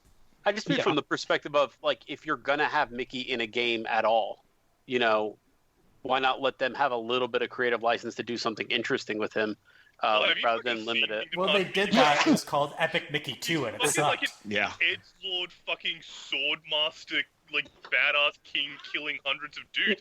Like they went crazy with Mickey Mouse and Kingdom Hearts. Yeah, and I know I make this So joke. fine, there is a bit in Kingdom Hearts 2, I think it is, where Mickey Mouse, in his fucking high-pitched ha-ha voice, gives this whole speech about, like, don't get consumed by darkness. And That's what I've been liking so far about Kingdom Hearts 3. So hearing that shit coming out of Donald Duck. Yeah, it's fucking funny great. as shit. Not for your heart. And I know I make this joke every time I come on here and we talk about Kingdom Hearts, but I do think it's worth noting that Disney, if nothing else, let a man put Donald Duck in a video game and have Donald Duck's hat have 3 zippers on it. Yeah. Not a zippers. Like, But how many belts do they get on the hat? At least 2, right? I mean, no, but I think he wears 2 belts. good. You don't want his duck pants. Does he wear pants? No. No. Oh. What the hell are you talking about, Kappa? Donald wearing pants? There's some lines even Donald Duck in Final Fantasy will not cross. Yeah. It reminds me of that old bit from Friends where Chandler's like, Donald Duck doesn't wear pants, but when he gets out of the shower, he wraps a towel around his waist. Oh, man. Anyway. Looks like he only has one belt, actually. Only one belt? Is No he pants. even in a JRPG? Yeah. But his jacket has 2 zippers that don't appear to do anything, plus another... I don't think it's 2 zips on his hat. I think it's one that kind of spirals around it. Yeah. Oh, wait, So no, you can, it's like- 2 zips. It's definitely 2 zips. He's got about 5 zips. Oh man. Okay, so if you pull the zipper, do you unwind his hat like an Yes. orange Like a peel? spiral. It's The rest no, of them you see goes what with it. happens, Merve, is that when they capture when enemy forces capture Donald, he unzips the whole hat and there's a cyanide capsule in it. I'll never expect that. Oh god, I was If thinking you're this going was down, one I'm with going his down hat. too. Quack. Anyway, yeah. So anything else you want to tell us about Kingdom Hearts 3? Well, I'm playing it on beginner mode to bring the conversation back. Oh yeah, that's what I'm doing on Rechain of Memories right now, Uh-huh. which you need to go back and finish at some point. Ben, what have you been playing?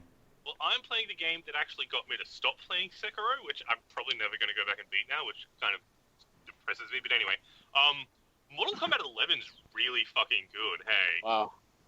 like, Oh, nice. Nice. holy shit, that game!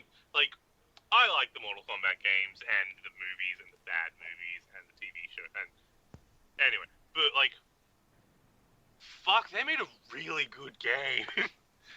Like, It seems like all I've heard is controversy and so much little about the game itself. That's interesting. the actual core fighting and everything is easily the best Mortal Kombat has ever been. Because Mortal Kombat started off kind of alright, then got to the PS2 era with those games are just unforgivably trash, and then they kind of started unfucking themselves around Mortal Kombat 9, which was a reboot, but they still felt just clunky and weird, and this is the first Mortal Kombat game that just really feels good to play. And Have you played? Did you play the Injustices at all? yeah, Because I feel like Mortal Kombat weirdly learned a lot from Injustice, and that kind of may not have been the reboot they needed, but Injustice felt so fresh to me. And then it seems like stuff from Injustice kind of found its way into Mortal Kombat.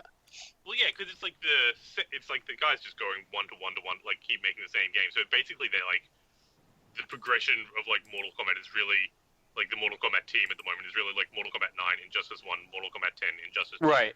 Mortal Kombat 11. The big difference though is it seems like a really minor difference. The Injustice is you hold back to block. In Mortal Kombat is a button. Yeah. Which doesn't seem that big a deal, but it fucking is, because it means Mortal Kombat characters are constantly teleporting behind you, which is a thing that just absolutely fucks you if you're holding back to block. But it just makes the game feel a lot more chaotic because everyone can like just suddenly teleport all over the screen and everything. Of the fighting games, Mortal Kombat's always been my favorite to play. Like, it's always the one, like, when I was a kid, I would go learn the finishing moves and this and that. So I did get used to the block button style of Mortal Kombat. I don't know if I've ever... Mortal Kombat is, I feel like, at the moment, it's the video game series that has the most fun being a video game. Mm-hmm. Like, there's so much dumb shit in Mortal Kombat, say Street Fighter, it's all like, we're gonna be this competitive mode and all this kind of stuff and everything. Mortal Kombat's like, we put a fucking 8-hour third-person adventure game in this, and like, it's full of references to the movie from 1994. Like, you go down into this cave and everything, and you know, like, you guys have seen the Mortal Kombat movie except for Merve, right? Yeah. Like, you know the big fucking like dining hall set they have? Yeah. Like, that's completely recreated, and you can go down there, and there's even the table that Kano is sitting at eating the big, like, leg of, like, ham, There is Kano's skeleton sitting there holding the big, like, fucking game. Well, like, I found the statue of the weird CG monster version of Reptile from the movie. Nice. In the game. And it's like, oh my god, they went crazy. But the thing that I love the most about it is they made Kano into the really racist caricature of an Australian person that I've always wanted from a fighting game. It's about time that they really embrace the villains in that series too. You know, like, I don't know. But it's like Street Fighter has like Dal Sim, he's like this massively racist Indian caricature, and like they're like all like the American dude is like army man with like 2 American flag tattoos and shit. Like, yeah. So Kano is I just realized you're right. They have never done an Australian character in Street Fighter. What the hell? There are 3 Australian fighting. Trust me, hard to animate a kangaroo. Well, they did in Tekken. There's 2 characters in Tekken. But there's 3 characters born in Australia in fighting games. There is Kano from Mortal Kombat. There is Marduk from Tekken, who uses Valtaido martial arts and has an American accent, and all his customization here is gridiron stuff. And there is Zappa, the possessed ghost dude in Guilty Gear, is apparently Australian. But fuck finding that out. But like, yeah. So Kano at this point is an alcoholic Australian criminal bogan. Yeah. He's like, he's not an Australian voice actor, but it's a dude doing a really good bad bogan accent, and I love it. His fatality is he glasses you with a beer that he just sculled. All his move names are like just random out of context Australian slang. The Outback Bloomin' Onion. Here comes the no rules just right. It's takeaway, guys. His super move is literally called "I'm not here to fuck spiders." Like, all his costumes and everything are just named after random Australian cities that are nowhere near each other. Like, so like here's the Townsville outfit. Here's the, I don't know, Launceston outfit. Yeah, like, he's got one called Gold Coast Goon, which I'm like, fuck yeah, that's, like, right near me. And he has another one, which is, like, a Melbourne Masher or something, which is, like, for, if you don't know Australian geography, it's, like, New York and, like, Florida, I guess. Like, they're not really close at all. It'll be interesting to see if the gameplay and everything in Mortal Kombat can kind of overcome its, like, unfortunate for many angles launch, like, from the Ronda Rousey controversy to the on the other side so of it. Bad. Well, that and like, she's kind of shitty, but then on the other side of it, Rousey's a bad person. Don't get me wrong, but she's so bad. Like, oh my god, like the story mode in this game is amazing, except for every scene that Ronda Rousey is in, because she can't fucking act to save her life. And then they give her like the emotional core of the story. Wait, how bad are we talking? Are we talking like Condoleezza Rice on 30 Rock bad, or We're worse? talking like The Room bad. Yeah. Oh, Honestly, Okay. that's what I've seen the most is The Room. Like people comparing it to The Room, but Like, I- and and it- there are bits You're where, like, tearing me apart. there's bits Well, in this literally. game. that Hi, are, like, Rhonda. especially like around. Can I give some like spoilers for the early game? yes, Yeah, it's Mortal please. Kombat. Like, There's no okay, plot. Who cares? Because You know, Sonya there's a lot of died plot. at the Not beginning of the in-game. game, right? Like, Yeah. probably in, like the first like 10, 15 minutes or so of the story mode, and then like time travel shenanigans shit happens, and Sonya from the past comes into the future, right? And so like Sonya from before she ever like hooks up with Johnny and all that kind of stuff, and so there's like this really emotional scene where like Johnny keeps forgetting that this isn't the Sonya that he's been married to for 10 years, and it's like Johnny's voice acting is amazing, and it's like this scene's kind of heartbreaking, except then you get fucking Ronda Rousey like, oh no, I'm not your Johnny. And it's like, oh, fuck off. But if you think about Mortal Kombat stuff, so you have the Ronda Rousey part of it, you have the girls are wearing too much clothing part of it, so a whole nother fact. I'm not saying wrong or right. I'm just saying a whole nother. And then the microtransaction Which is crypt all bullshit. lie. Like, there was no microtransaction bullshit in this game to launch with. Like, that's It's completely it's wrong. so weird though, like how like if they can pull it together, that'll be a hell of a second win that this They've game already gets. straight up fixed any of the problems with like the Krypton, because they said like it's like $6,500 worth of microtransaction stuff in it. It's not. There is a store that you can spend the microtransaction bucks at, right? And there are 5 random items from the crypt in there every day. Like, you can't buy everything. You would have to sit there and wait like a year to Like cycle it rotates all through. 100 Gotcha. items.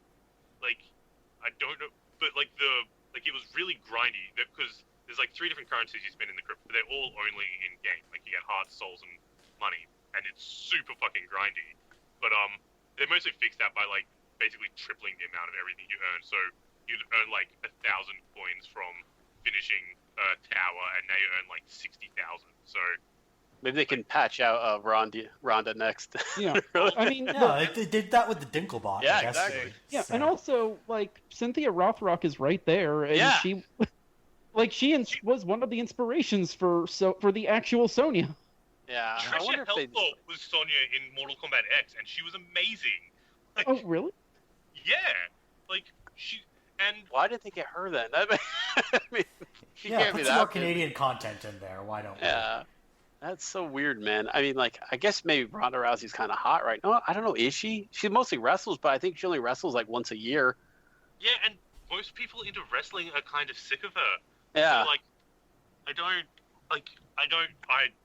why they got Ronda Rousey, and like everyone else's voice acting in the game is amazing, and they're even starting to get like actors from the movie back, like the dude that plays Shang Tsung in the movie. Yeah, Yes. Hirigui Harry Kagawa. Yeah, you said it way better than I did. Like, he's Shang Tsung in this game, and they like face scanned him and everything, and he's Nice. doing all the motion capture and voice acting for it and everything, and he's just constantly shit talking you all through the crypt. It's amazing. I just wanted to note that Carrie, in addition to playing Sang Sun in the Mortal Kombat movie, also plays Heihachi in the Tekken movie. Oh wow. So he's got a niche. Yeah. Which means Which Tekken? Oh, Hahachi. Sorry, I'm thinking of Kazuya, who has a Yeah. weird goatee and fights with 2 actors in that movie. yeah, no, he's Heihachi, and he's also Shang Tsung, which means I guess he needs to play now. License. He's got to be Poison. He's got to be a Street Fighter villain, a BlazBlue villain, a Smash Brothers villain, and what's He could another be the like? hand. Yeah, He should be the hand Underbirth from and the, Night, whatever that's called. There's a That's Samurai nice. Showdown fan out there. He wants a movie. Yeah. Hey, I'm so excited for the new Samurai Showdown. Hey, Yeah, me too, actually. You're making a new Samurai Showdown? Yeah, yeah. Boy, there's a It looks series awesome, I haven't touched dude. in a while. it's There's gonna a have like series called 1-hit kills Samurai Showdown. again. Ooh. Yeah, like 5-hit combos are a fucking touch of death. It looks so good.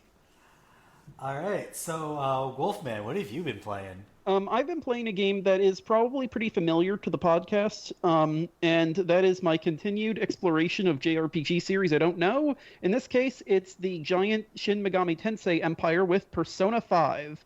Man. And Nice. I have been enjoying it a lot. It's for those who haven't played it, it's basically Jungian Pokemon, where you spend part of your time as a high school teenager in Shibuya, like trying to be good at classes, going out on dates, hanging out, trying to take care of your plants, going to the batting cages, hanging out at a bar, running guns for a model gun enthusiast salesman. And the other part... yeah, perfectly normal. Perfectly normal. Also, that guy sucks. Also, the reporter lady, the drunk reporter who you hang out with at the bar, I only realized that she basically gives you a useless power. Did you say you hang out with the reporter sucks. lady at a bar? Aren't you a high school kid?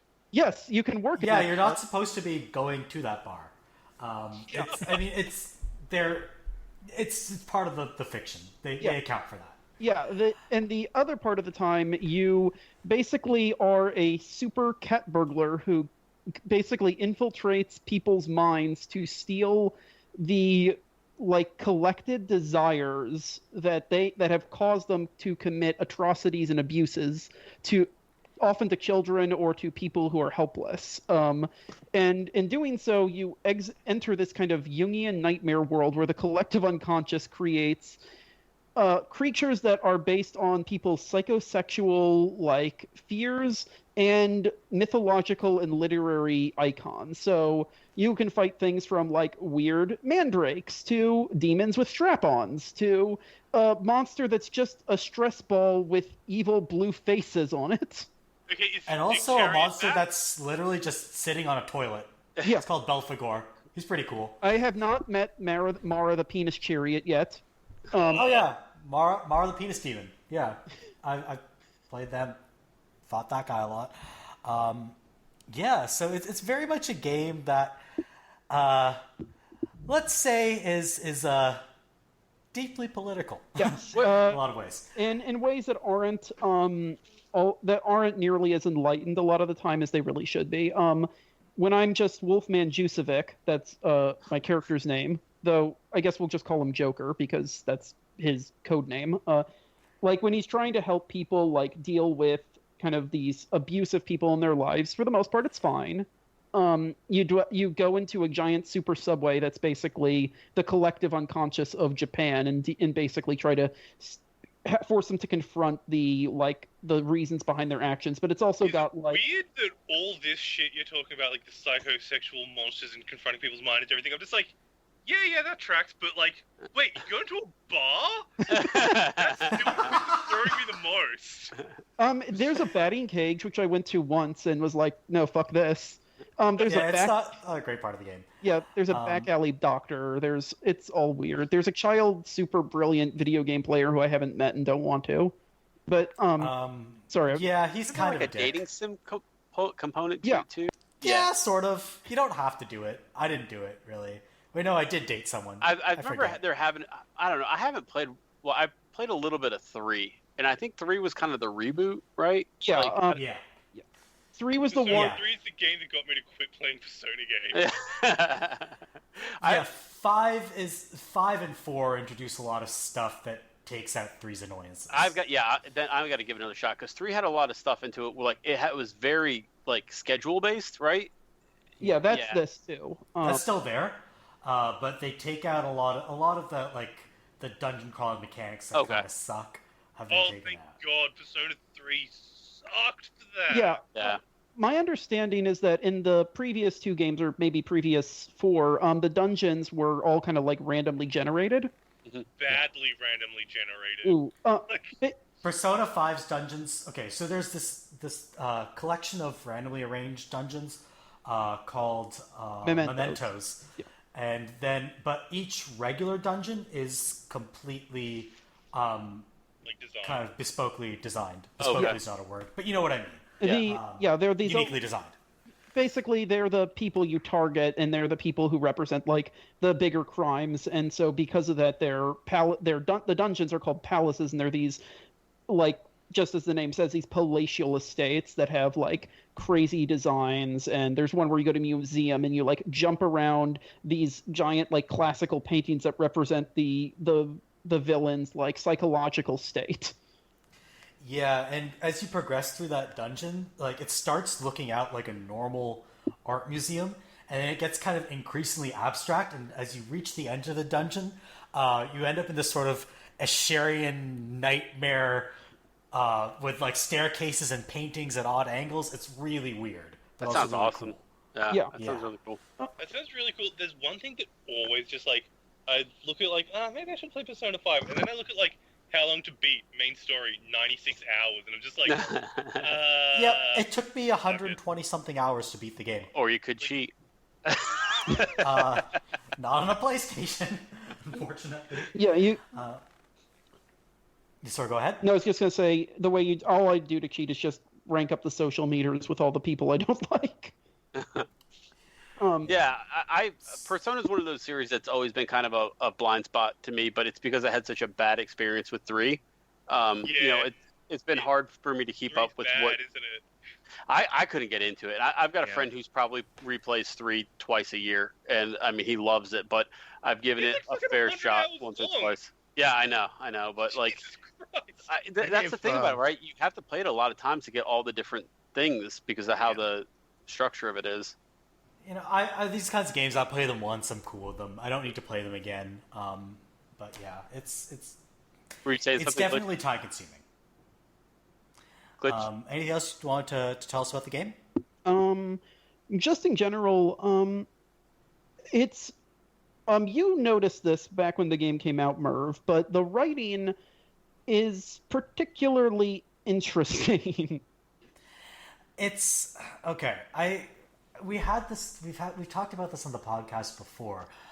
Part of it is because the localization is more literal than it should be in places. So some concepts that don't translate well out of Japanese were kind of literally preserved, which they shouldn't have been. Part of it is because the politics of the game are, in some cases, less enlightened than you would expect them to be, given how the politics are in general arrayed in other aspects of the game. And some of it is just kind of this cultural barrier where a lot of major political concerns that this is specifically taking aim at don't have neat analogs in North American politics. Yeah. So people don't really absorb the nuances. Like, the way it's taking aim at the criminal justice system in Japan doesn't really apply to the way the criminal justice system works in North America. Yeah. So there's kind of this weird disconnect. So I'll say this about the writing.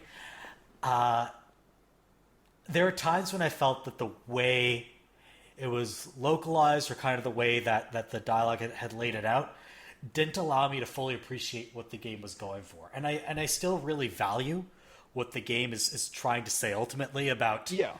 I mean, not to spoil the ending, but like ultimately what it's trying to say about power and how people exploit it is something that people should really take to heart, but it doesn't always come across as well as it should. Yeah. And the writing also... Sorry, go ahead. I was going to say, no, I absolutely agreed on all accounts. It's a game that can be really forward-thinking at some times and really backwards in others, and that's kind of all compounded by this overly literal translation that tries to be super faithful but doesn't really, but in a way that like... So I'm going to use this example because I was able to kind of look it up while you were chatting. So in the game, you have a friend. He's called Morgana. He's like a little cartoon cat monster. His psychosexual persona is Zorro, is the classic literary character Zorro. And there's one line early in the game where he says they see these enemies that are attacking them. He says, "It means they're holding nothing back and are serious to kill us." Love it. Yeah. Perfectly natural. Yeah, and sometimes it's okay. The best line that clearly got literally translated is when a cop asks you, "Are you hallucinating from an overdose?" instead of like, "Are you high?" And we should be clear, like when I initially heard that, like written down, not when I was playing the game, I was like, okay, maybe I could see that working as like a funny comedy line. No, this is during a very serious kind of the framing device of the game is that your high school cat burglar has been arrested and assaulted by cops, and a prosecutor is coming in to interrogate him, and so the whole game is him explaining what's been going on. And at one point, this game does not like cops. Yeah, which speaks near and dear to my heart. Anyway, sorry. Continue. There's so many great lines that are just like really weirdly designed, and like Mr. Kamoshida is too nice for not abandoning a punk like that. Which is, if I was to jump into 5, what would it be? Would it make sense? Would it be enough to skip 3 and 4? Yeah. 3 and 4 are totally separate.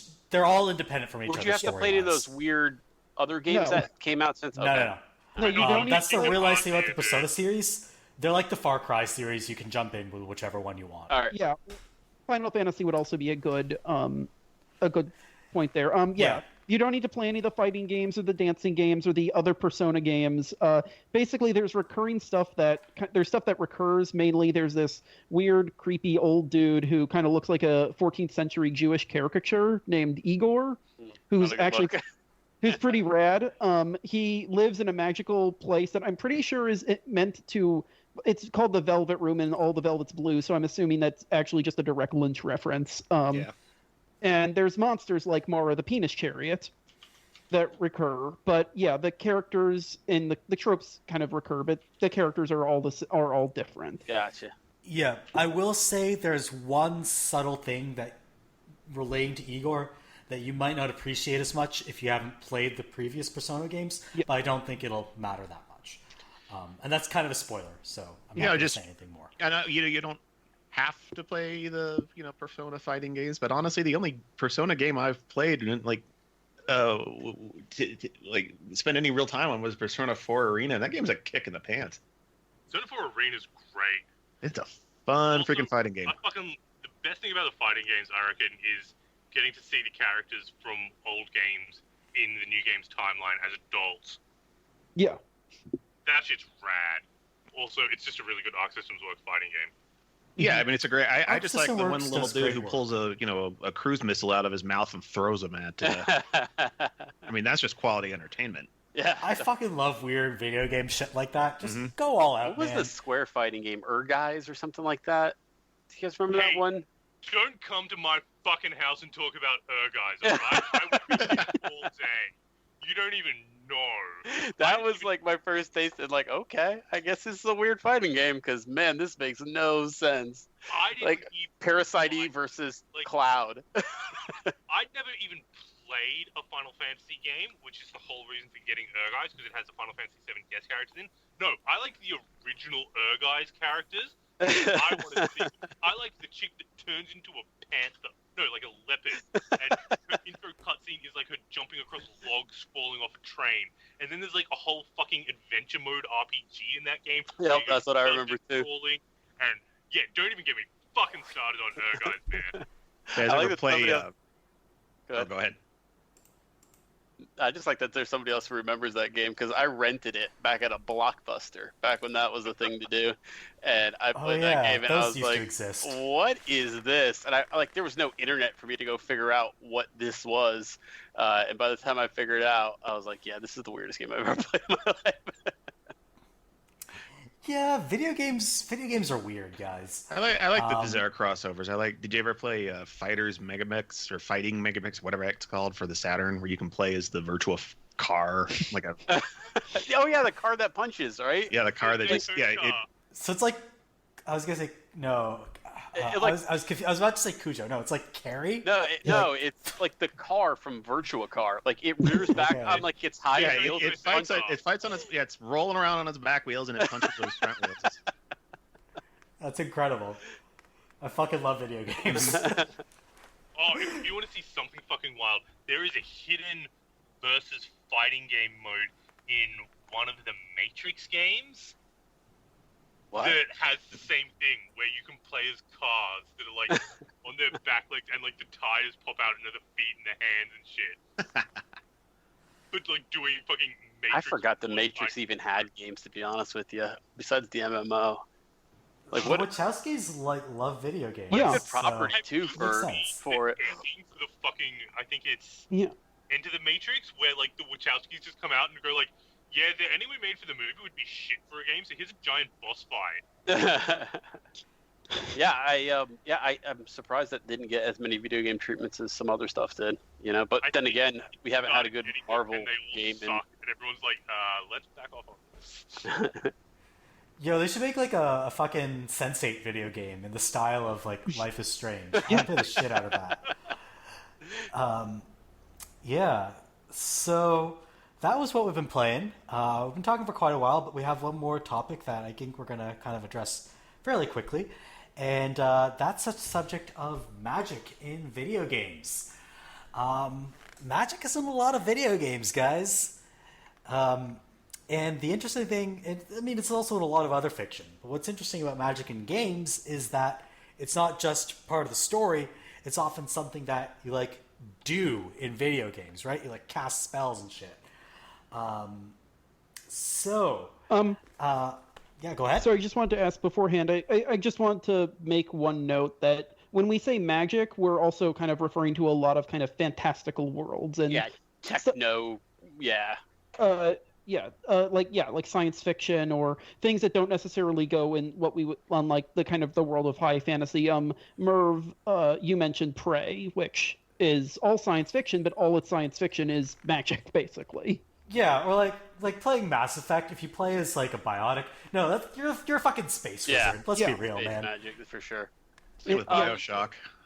You know, I all wanna- the, Yeah, like I want to Yeah, talk yeah. kind of about my earliest experience with magic in a video game that I don't know if anybody else played. Well, I'm sure people played. Never mind. It's not that like low key. But have you guys ever played Betrayal at Krondor? I Years haven't ago. heard of it, which means I shouldn't be running a video game podcast. Well, fix that right now but no, I mean it's a good MS DOS-y type. Like if you looked it up, you'd probably played $100,000. Not 100,000, 100,000 games like it. It's a very it's your standard what video game RPGs looked at the time, but it had a really cool magic system that involved drawing. And that was kind of one of my first experiences with magic in a game where I kind of felt like it wasn't just a button I clicked. You know what I mean? You like had to actually draw the path of the wand on the screen. Stuff like that. Not necessarily. You probably have to watch a YouTube video on it. I'm sure you could find out.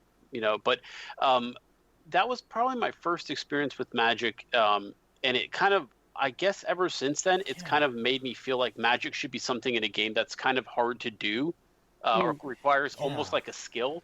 And I've always been kind of disappointed when a magic is just a skill or a button you click. Does that make sense? The only other game I can think of that does that is weirdly enough Darwinia. Yeah. Where you had to draw the commands for your units.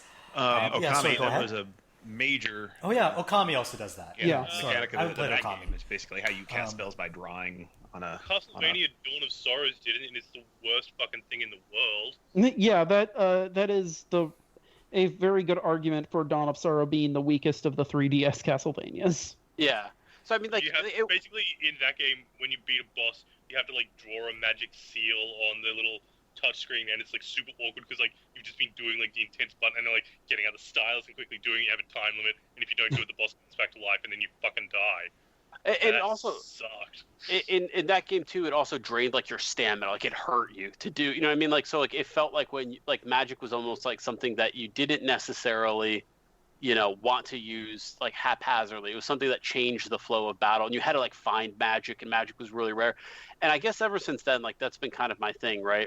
I enjoy magic that when a game has a magic system that it feels like the magic, if you're using it, it's important. Everyday magic, or casting magic missile constantly, it should have some type of negative to it. And I think not to steal it. Yeah, and I don't think many games have done that besides maybe Dragon Age, where that's more worked in narratively, right? Where mages are kind of oppressed, and then they're these ticking time bombs that could turn into demons at any moment. Yeah, so they're sort of worked in narratively. Like, if you're a mage, then people regard you with suspicion. And like another game that has done that, actually, Wolfman mentioned earlier, is Prey, where if you use too many magic powers, then the turrets in the game turn against you. If you use a magic power in front of one of your colleagues, then they'll start like fleeing or shooting at you. So that way, magic does have a cost in some games. But I remember the first game I played that had like a thing with magic in it that actually really made me like stop and go, holy shit, that's super cool. Because like you grow up and you play, like I was growing up playing like all the fucking like PS1 JRPGs, like Final Fantasy and all that shit. And the thing that always kind of weirded me out about a lot of them is the magic is completely disconnected from the story. Like, you play through Final Fantasy VII, like, I don't think, does the story even ever mention materia, like, lets people shoot fireballs? Like, basically, it's a completely separate thing that's, like, a gameplay mechanic, completely separate from the actual story it's telling. And I think, like, they mentioned the summons in Final Fantasy VIII for, like, 10 seconds. Like, hey, turns out all these summons eat our memories. Yeah. Okay, cool. Yeah. And then, like, we cease to exist. I guess they forgot. Like, the start of Lost Odyssey on the 360, it's like this big war, like, right? And, like, a whole bunch of people get, like, fucking murdered and everything. And then they have, like, these tanks with mages all standing on the top, casting revive on all the soldiers, and they just get up again and keep fighting. And it's, like, the first time I'd seen, like, the, like, JRPG kind of, like, magic tropes that you always see in everything, but then applied to the narrative and the story and the, like, taking you to the logical conclusion of, like, how does this army fight if you have mages that can revive people? And how come I can't give... Yeah. How come I can't give Eris a phoenix down? Right. And I think that also goes to one thing, and I mentioned it's something Kappa mentioned, but it's the idea of a cost. Like a lot of times in fiction, magic has this idea of a palpable cost, right? Like you have to trade. Like some stories are like you have to give up your soul or your life or whatever to get all this power, and even if they don't necessarily go that far. I would be interested in what about say a tactical shooter where if your soldiers died normally, they just die, but if they died in a certain way, you could fill up a powerful magic pool. So you'd have to. Oh shit! That seems like a Warhammer thing. I'd almost guarantee there's some kind of well of souls or something in Warhammer. In the Dungeon Keeper games, you could like send your dude into like a torture room to be tortured and killed and like help you summon other monsters and it also had like because you could summon the Horned Reaper as like the ultimate unit, but then he would indiscriminately kill your guys and like enemy dudes and everything, and it had all kinds of shit like you have to sacrifice things to get more things with your magic. That's interesting. Yeah. You know, thinking about games that have a cost for magic, I think one of my my least liked ones is the systems in Skyrim. I've just never really enjoyed the systems in Skyrim where it's like, okay, there's these colleges and magic is this kind of forbidden thing, but not really because everybody fucking does it. And like, that one always felt the worst to me. If I could, it feels like different parts of the narrative are kind of out of step, where everybody has to go to school to learn this really esoteric knowledge, but it turns out that everybody's gone to this school. And the powers, like there are some powers in Skyrim that are really cool, like the ones that make you move, like the ones that make you sound lighter or whatever. But the ones we all know of, the ones that we probably use more than anyone else, are the magic blasts. Right. Yeah. Let me just throw a fireball at this dude. I'm like, no, that basically makes this game a shooter. Yeah. It just Fus or die across the if you want screen. A really good example of the like cost coming from magic is, did anyone actually play Drakengard besides me? I actually own it you're on the only DVD. It's sitting right next to me, and I'm looking. It's like the Dark Eye series. Draken, is that the one you're talking about? Drakengard, No. the like dragon games that ended up being a prequel to the Neon. Yoko Taro games. Oh, never mind. No, I'm looking at.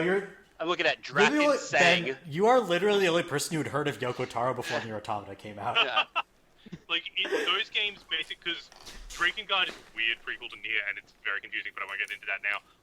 But in Drakengard, it's an awful game, don't play it. But to, like, use magic, and you basically make a pact with, like, a crazy being, like, the main dude, Kane, makes a pact with the the dragon, hence the dragon fit and everything. But it's always you have to sacrifice something. So the main character is mute and can't talk and the dragon has to do all the talking for him throughout the entire game. There's a woman who gives, because you don't get to choose what you give up. A woman makes a pact with something and loses her womb. A dude has his eyes melt out of his face when he makes a pact. One dude loses his hair and goes bald, and I feel like that dude got it really easy. Yeah. But, I lost all my hair. It's not that bad. Except you get my toenails won't grow back. You get a cool kind of looks like a tattoo marking on the area of your body that you lost something. So the main dude has a marking on his tongue. The chick has a marking on his stomach.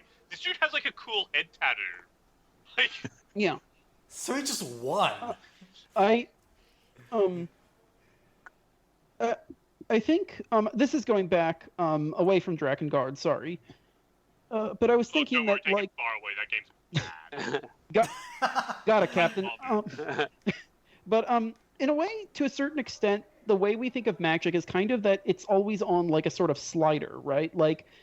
It's either the commonality of it, the importance of it, the power of it, that all of that. It's really just kind of the same questioning how the idea should really be explored. I think Elder Scrolls gets it half right, where that there are these crazy Daedric princes that are super powerful and have all these amazing abilities but they're also, you don't really interact with them. All the dragons are just kind of one type of dragon, all stuff like that. Yeah, mod the shit out of it. But yeah, I know exactly what you mean. It's every dragon does the same attack, breathes the same fire. Yeah, I know exactly what you mean. If you read some of the books, it'll be okay, there's this whole crazy amount of magic, but it's not in the actual game. The world building is really good with it, but but the problem is that it doesn't really ever come up when you interact. Right. All the different Daedras who have different sources of magic, that aren't necessarily good or evil. They're just kind of almost like chaos magic. Yeah. All the shit that the magic in that world and game and everything that isn't part of every day-to-day life, so it's not really exactly summed up. The fucking thing with the stars are actually holes in space into it. That's not a thing that's relevant to your random farmer and everything, but it's a cool fact. But so it's not really tied into your moment-to-moment gameplay. Well, you get into all that stuff with what's his name, Marco Manni, the necromancer, right? And he's basically creating a new style of magic that basically everybody's afraid of, because it's not consistent with what they've known or there's stuff in there, but it's just in the game. It's whatever, Ray's skeleton. It's limited. Yeah. I think actually Dark Souls does pretty well with this. Basically, because essentially in that series, there's magic is commonplace because it's a crazy nightmare hell of magic, right? And you have a low level, which is kind of the spells you use, but then there's the higher ones of the crazy boss monsters that are these just domineering, horrifying things. And then above that is this idea of the world being kind of shifted and rebuilt from those things. Yeah, so that's one of the things I really like when magic is used to basically reset a world. The game I originally thought you were talking about that wasn't Drakengard is a game called Drakensang. And it kind of has the same thing where you can basically cast magic at such a weirdly high level that you can make entire groups of people insane. Stuff like that. I really like when magic is almost the equivalent of a nuke. We're just gonna wipe out this group of people. Where that Drakengard game going? Spoilers for a PS2 game that no one's ever gonna play because it's awful. There is a secret ending you unlock in that game where babies. After the babies and everything, you fucking fly to Tokyo and get blown up by jets. And then that is the setting for Nier. The dude died. The dude and his dragon died in Tokyo, and they're magic, but there's no magic in Earth, so they were carriers of magic disease. It doesn't really mean anything in their world because fucking everyone has magic all through them and everything. But when it gets into our world, there's no way to counter it, and it wipes out the entire population. Wow! And turns everyone into salt. I really like when magic interacts with technology. I think that's such a cool way to do certain things. And I mean, there's not a lot of games that do that well, but I think that's one of the coolest things is like when you've got like this, like that. There's a game called Arcanum. I think a lot of people played. It's kind of like a steampunky type world where, you know, what's the point if you can cast a lightning bolt and I can shoot a rifle? Who wins? You know what I mean? Like stuff like that. I really like those kind of games that kind of play with that magic versus tech thing. Really but like it when, like, I think the Dishonored games really handle that well too. Yeah, Dishonored does well. I really like it when like magic, like you were saying, like the magic like requires a sacrifice and you need to do something, it needs to be hard and everything. I kind of like the opposite of that when magic is just completely mundane. Yeah, Like, you just build the world like from the perspective of like, well, yeah, fucking everyone can. What would shoot happen if lightning out of everyone- their dick. Like, yeah, it's not a big deal. Yeah, what would happen if everyone could do magic? I like that too. Or like magical realism, like Kentucky Route Zero, or games like that, where it's just part of the world, and then it's seen as completely normal, and you deal with it. I think that aspect of magic, or at least that idea of magic, is something that video games don't really deal with as much these days. As you know, as during like maybe the adventure game. Hype. I mean, a lot of times magic is you know, as much as it's just a, you know, consumable resource or ammo. It's special it's ability or Right. Yeah, it's another attack. Right. Whereas, like, you know, say an adventure game or something like that, magic is, you know, it might be a wand that performs a special magic act that gets you past a puzzle or something really like that. hated, like, kind of not quite magic, but close enough. In fucking Infamous with all your lightning powers, and they were basically just fucking like ranged lightning attacks. versions of, Yeah. like, you had your lightning shotgun, your lightning machine gun, your lightning grenade. Like, Yeah. if you just gave him a bunch of guns, the game would play identically.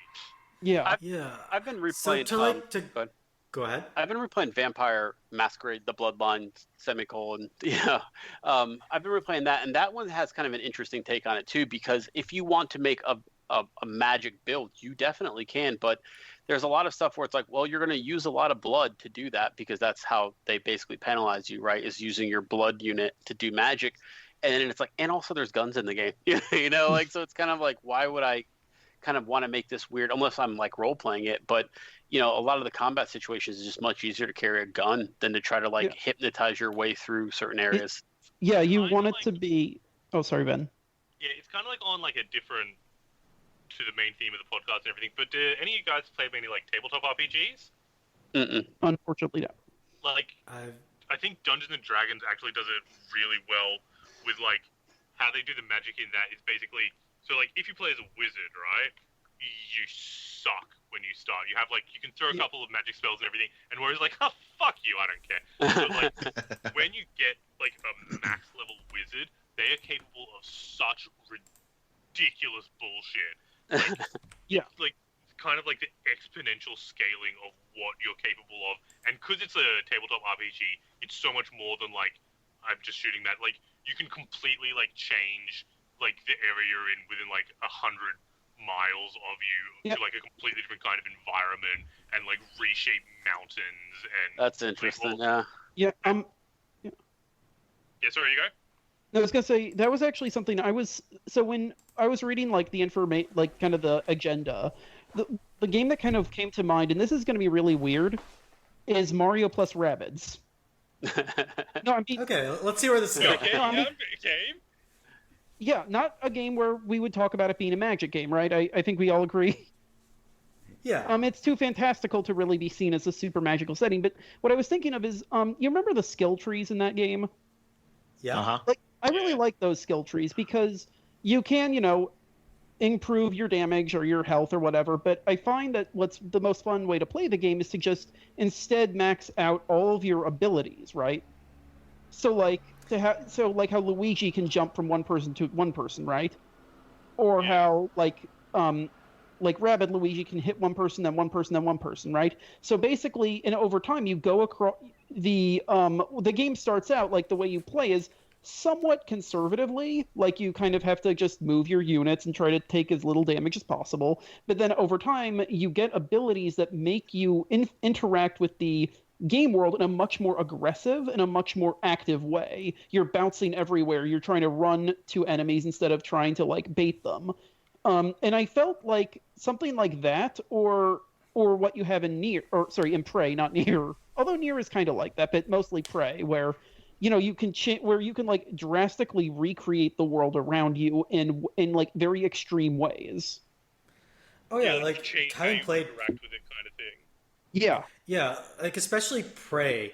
I mean, this is definitely not magic. Like at a certain point, you get a weapon called the glue gun, that's the second. Sorry? Just to be clear, I'm sorry to interrupt, but it really needs to be clear. You don't eventually get the glue gun. That's the second thing they give you. Yeah, it's like yeah. So when you get that gun, effectively. Yes, you can use it to sort of combat enemies, a few of them, but what it's really useful for is just like building staircases to places that you're not supposed to access. So you can use it to like kind of break the game in really funny ways. Even like when you think about when you get the stuff in Dishonored, that's basically like here's how you traverse the game world, basically. Like sometimes you can you don't start with Blink. Yeah, right? yeah. So it's really cool to just be like granted these powers that completely, I shouldn't say break the game because it's intentional, but completely reconfigure the game world around you. Mm-hmm. One thing I thought was a really good example of like magic that you wouldn't really think about it though, like Doom, where you're a completely unmagical dude with a shotgun thrown into magic. Yeah. Like Doom guy doesn't have any fucking magic powers. He's got a gun and he punches people really hard. Yeah, and he's fighting like ancient demons. Fight hell. Yeah. Yeah, it's almost like it's almost kind of the same idea behind like a Ghostbusters. Yeah. You have your it's like magical magic versus technology thing, except for wizards. Yeah, I was asking Merve. Or like Luigi's Mansion.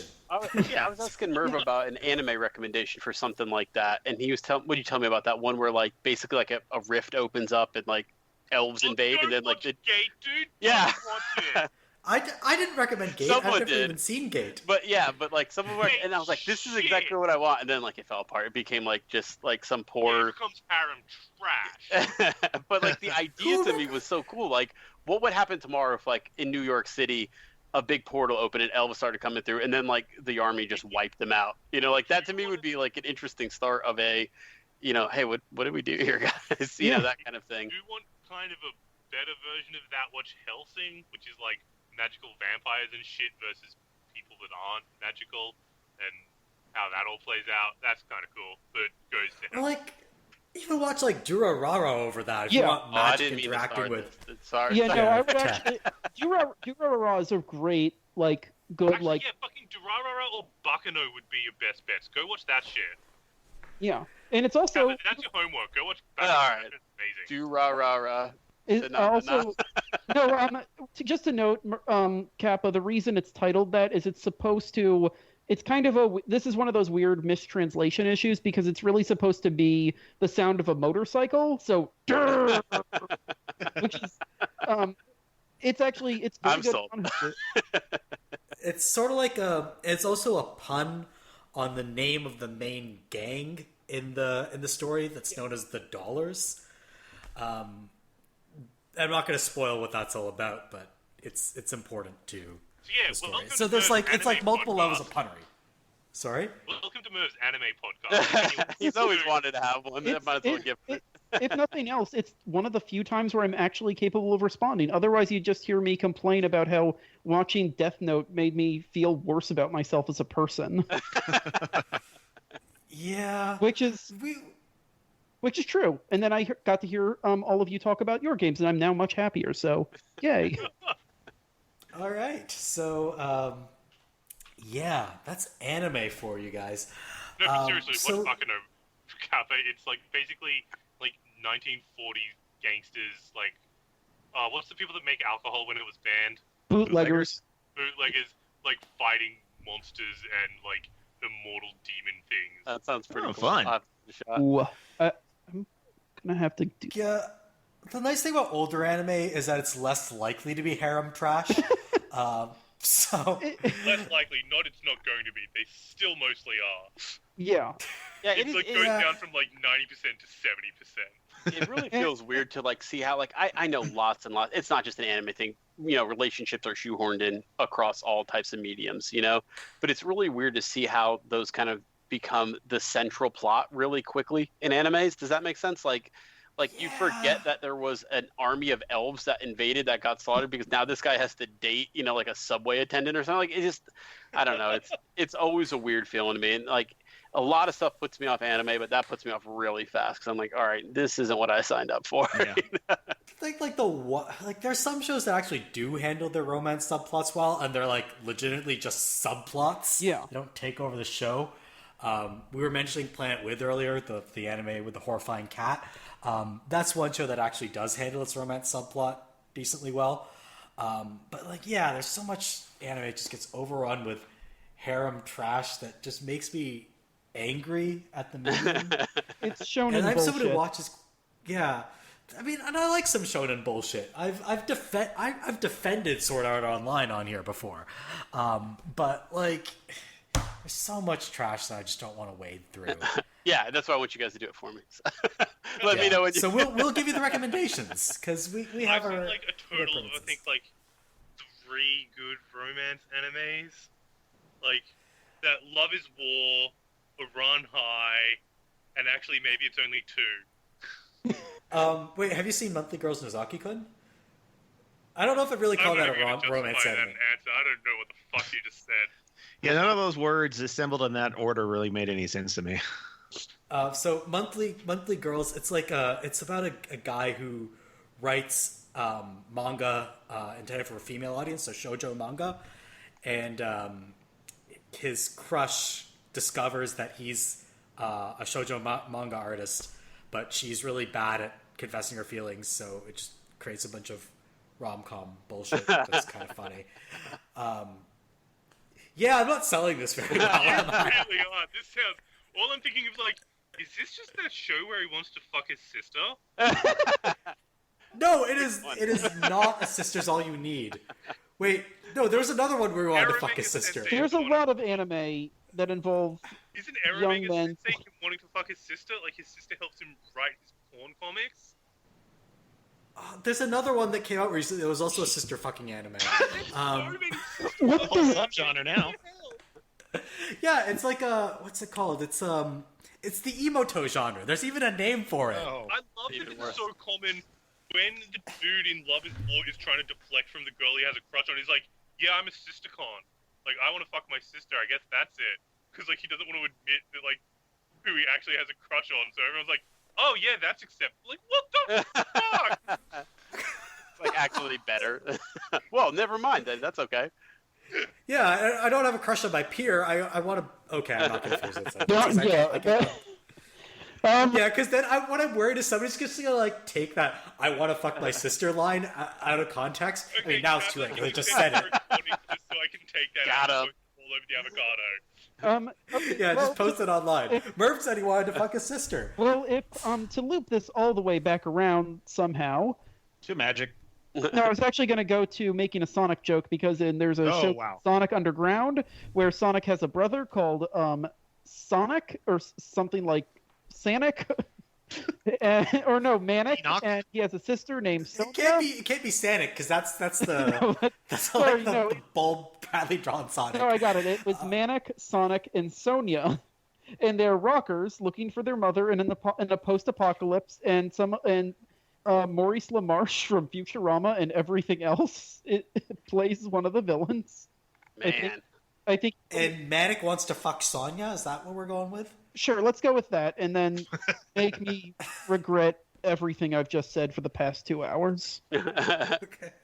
Now, This podcast really would not be a important podcast. thing about Sonic Underground that I don't think like Wolfman's getting to the point here is that Sonic has a lot of really, really bad shows and cartoons and comics. Yes. And Sonic Underground's probably the worst. I don't know how I missed all these. It's just. But the thing is, But it also You don't waste your time watching the most trash. Yeah, amazing theme song. Like, yes, if you go look at the theme song on YouTube, it is fantastic, and I don't know why, because the show is not. Sonic Underground, Sonic. Promise their mother will be found. Sonic Underground. I think I saw the. I don't know that I ever saw the show, but I recognize that weird idea that Sonic is in like a rock band and his mom dumped him somewhere. And... Yeah. The thing is, like, and Ben and I have tried to, like, we've been expressing this, but it's really hard to fully express just how bad and weird. I think you guys have pulled it off, if I'm being honest. Okay. Is it better or worse than the Donkey Kong Country 3D cartoon? Oh, I've seen a lot of the Donkey Kong Country cartoon thanks to doing shows on Rabbit. It's atrocious. It is. Okay. It's unbelievably bad in ways that really cannot be experienced without watching it. To bring it back around to Magic real quick, though, before we totally lose it. Hey, I did want to bring up Witcher. I don't know how much you guys have messed with Witcher or played Witcher or whatever, but I don't know. I have a love-hate relationship with Magic in that game, right? Because it seems like Magic is such a big plot crutch for so many things that happen, in that game. Like you've got the Sorceress Lodge who kind of control things through magic, and they're assigned to kings, but they really don't seem to do anything. Just in general, one of my biggest hatreds of when magic gets used is they try to make it feel all powerful, but then it can't do the very basic things like keep kings from getting assassinated. And I know there's some in-game reasons for that, but Witcher to me is one of the worst examples of you're supposed to be killing all these people, these powerful magical, beings and stuff like that, but they can't stop themselves from being killed with a blade that's been put with a certain oil on it or whatever. And I really reflexively just don't enjoy the style of magic in that game, where Geralt just puts a spell on the ground or on himself, and it's not actually magic, it's mutation or whatever. But I don't know. I don't know if you guys have played Witcher or enough Witcher to really cool ideas in The Witcher with how they do that it doesn't really coalesce. I think The Witcher, I've mainly played The Witcher 2. I only played a little bit of 3, and I quit Witcher 1 because it's awful. Yeah. The whole idea that okay, I need to fight this monster, but first I need to research the monster, figure out what its weaknesses are, figure out its location, go to the thing, set up traps, eat potions. That sounds like Monster Hunter. It is. Yeah, there's a lot of I think that whole aspect is super, super cool, and then it just kind of falls apart after that. And then you get all the fucking spells, and I don't even fucking know how it does. He does the force push and shit. I don't even. We talk a lot about it, but in other aspects. But I guess with Magic too, it's the in-game combat magic, if you want to call it that, has to kind of line up with what plot magic is able to do, right? Yeah. So there's this. I mean, to use an overused term, there's some ludonarrative dissonance there, right? If you can cast a spell that wipes out an army, but in game all I can do is throw a magic missile, then your game's got some issues with magic. I think Final Fantasy VII has the most hilarious version of that, where you fight. Well, it's not even the Ares thing. You fucking one of the spells Sephiroth casts is supernova, and there's a cutscene of the solar system being destroyed. Yeah, slamming it. And they just roll credits at that point. And then he casts it again.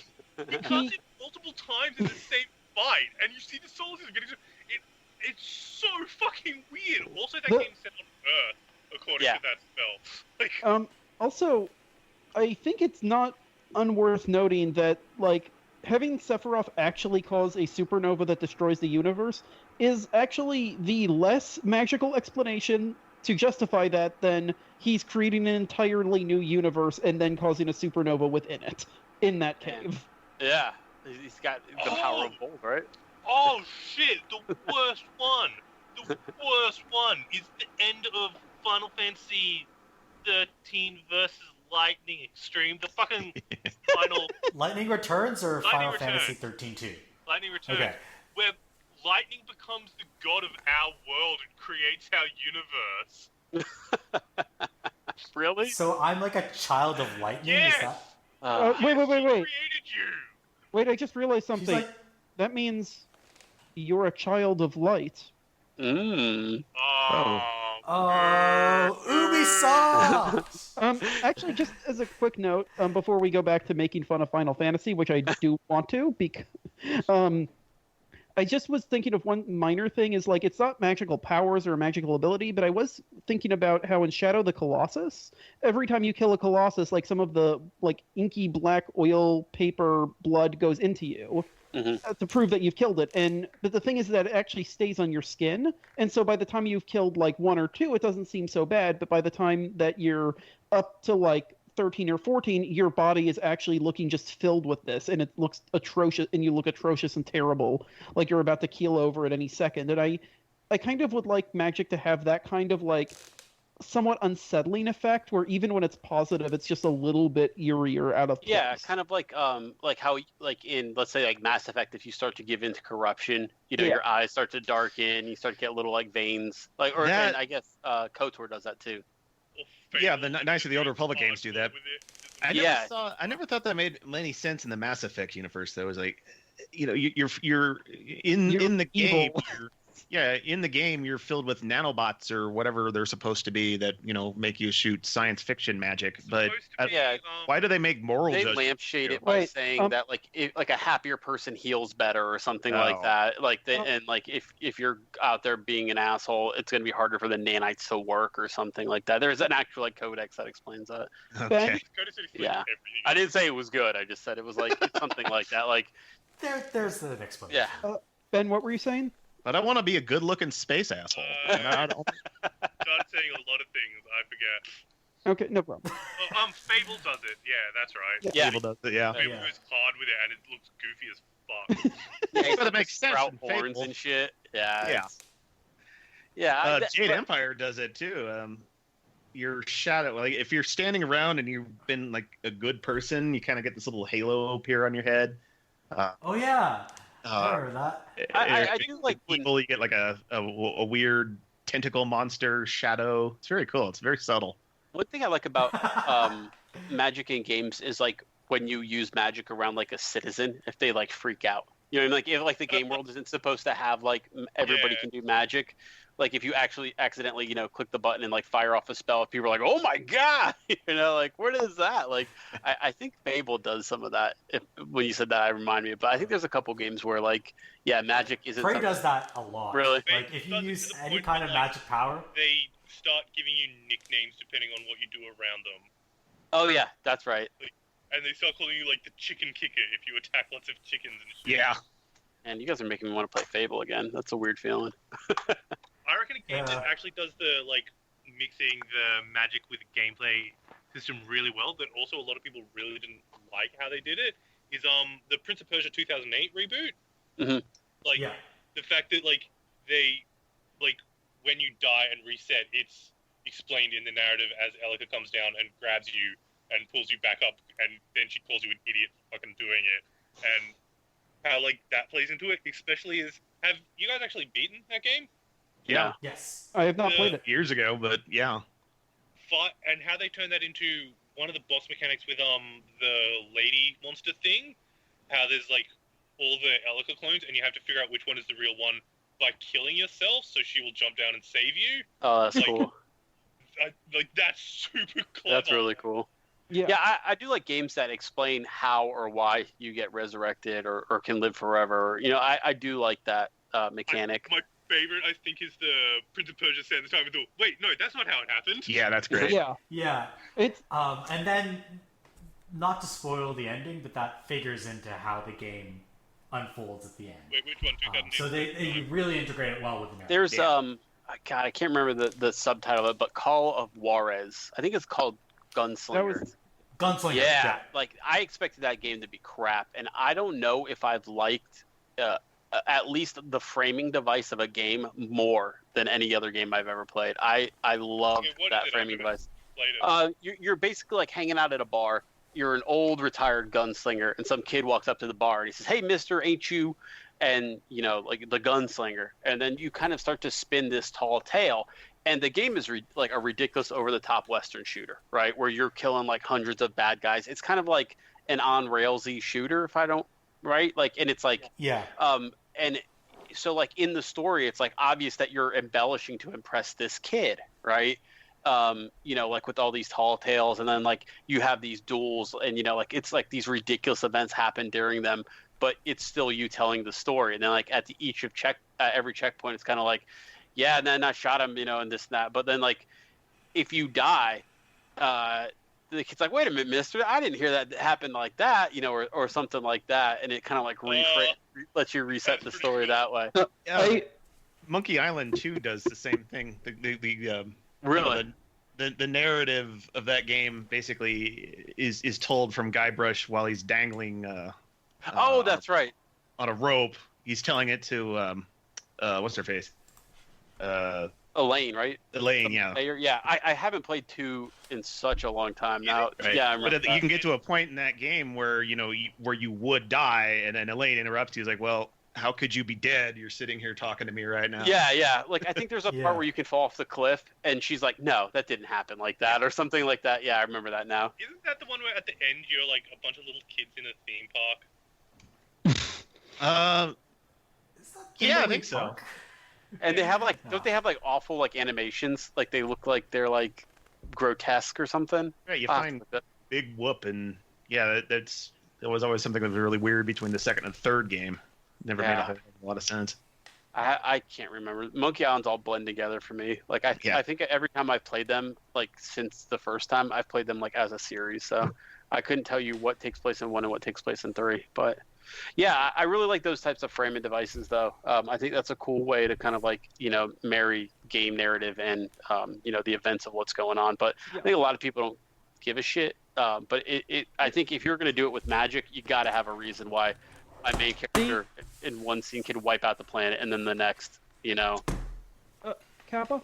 Mm-hmm. I think, ultimately with framing devices, it's really just like what you do with them. Like, the reason why the jumps to the present in Assassin's Creed are bad isn't because they're not related to the cool like parkouring around ancient civilizations. It's just because they're badly written and not that interesting and all about this. That's my favorite thing in Assassin's Creed. No, fuck it. The best part of Assassin's Creed is the present day. Is the present day bullshit. Oh, nerd fight. And then everything that's going on in the past, fuck it. I don't care. Wow. I am totally down for that. I am so much more interested in the present day stuff. And, like, that is why I have a shrine to Assassin's Creed in my house. I'm going to split the difference and say I liked it up until Desmond died. I've never been able to get back into it after he's been gone. They fucked up after Desmond died. And yeah. It seemed to be trying. Yeah, spoilers for Assassin's Creed 3. That game came out like 10 years ago. Assassin's Creed 3 ends with Athena awakening, but I like that story, but I've never been able to get back into it. What was the one where was it 4 or was it Black Flag or Black Flag or Black Flag was 4. Where you sneak around Ubisoft, but it's not Ubisoft. Yeah, and try to Assassin's Creed 4, Assassin's Creed Ubisoft. Okay. Yeah. No, Assassin's Creed 1, 2, 3 is you're playing as Desmond. Assassin's Creed Brotherhood is you're playing as Desmond. The fucking one after that is like your Revelations. Yeah. It's like a first-person platformer where like you're in another section of the Animus talking to a dude who died before. Assassin's Creed 4 and Rogue are the sneaking around in not Ubisoft. Assassin's Creed Unity, Assassin's Creed Syndicate are just cutscenes. Then Assassin's Creed Odyssey, they reboot the entire future stories again. Now you're playing as Layla Miller in a third-person thing like you were as Desmond, and it seems to be going on from there again.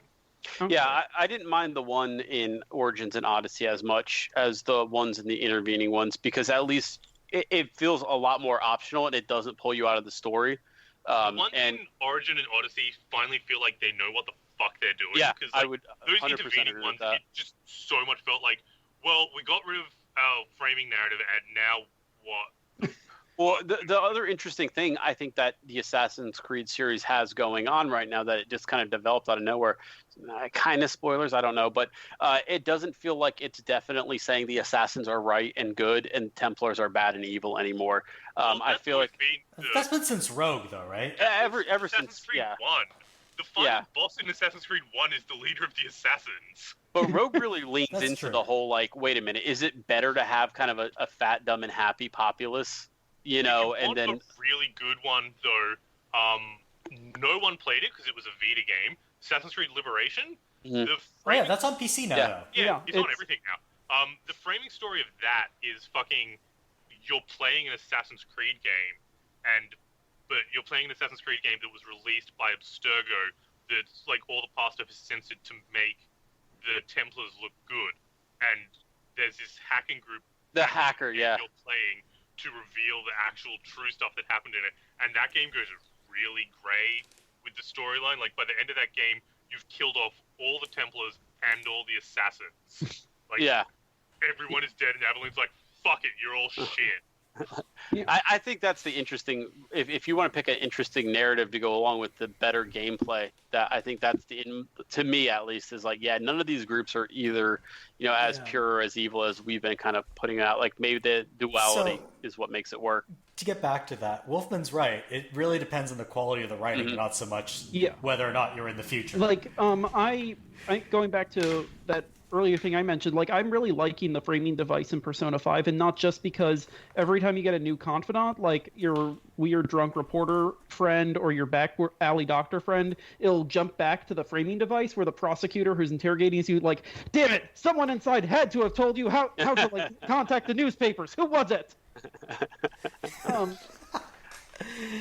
Yeah, it's a pretty good framing device that figures into the plot in an interesting way that I won't spoil. Yeah. I've said I won't spoil so many times on this episode. Spoil them. We're going spoil everything. No, but Wolfman's playing it right now. Oh so yeah, I'm just kidding. Okay. Don't spoil him. Yeah. So, anything else you guys want to mention with regards to magic in video games before we call this podcast to a close? I kind of it doesn't really do it well, but if you look at the broader franchise as a whole, like the multimedia franchise, I like how Pokemon does it, where like there's like all that stuff is just completely common and like it's all everywhere, but there's also other levels of it. Like where like there's probably a bunch of Pokemon who live in your town who can shoot fire, but they're different from like the crazy giant dragon gods that maybe protect your country. Like the one that like can manipulate all of time and space and yeah, like everything. Like Mewtwo is crazy powerful, but even like Mewtwo's like fucking scrub tier compared to where those games go. Yeah. Like Mewtwo's like, oh Lugia look, I can can do levitate crazy a shit. car. Then you're like Arceus, like I can reshape reality to my will. It's like, yeah, that's stronger. Yeah, the best sequence in any Pokemon game might be the one in Heart Gold and Soul Silver, where if you have an Arceus, you bring it into this like mysterious lost temple, and he lays an egg, and when the egg hatches, you see the entire universe filled with actual stock photos of the actual world. Yeah. Video games are weird. They are. That's my anyone else have? One last thing I wanted to mention is we were talking a lot about sort of the costs of doing magic, and one game that actually I think does it really interestingly well is Xenoblade Chronicles, where bonding with the monsters that can do magic. Yeah. So they're called blades in the game, is something that very few people can do, and even if you can do it, it comes at a physical cost. Yeah. That physical cost the size of your tits.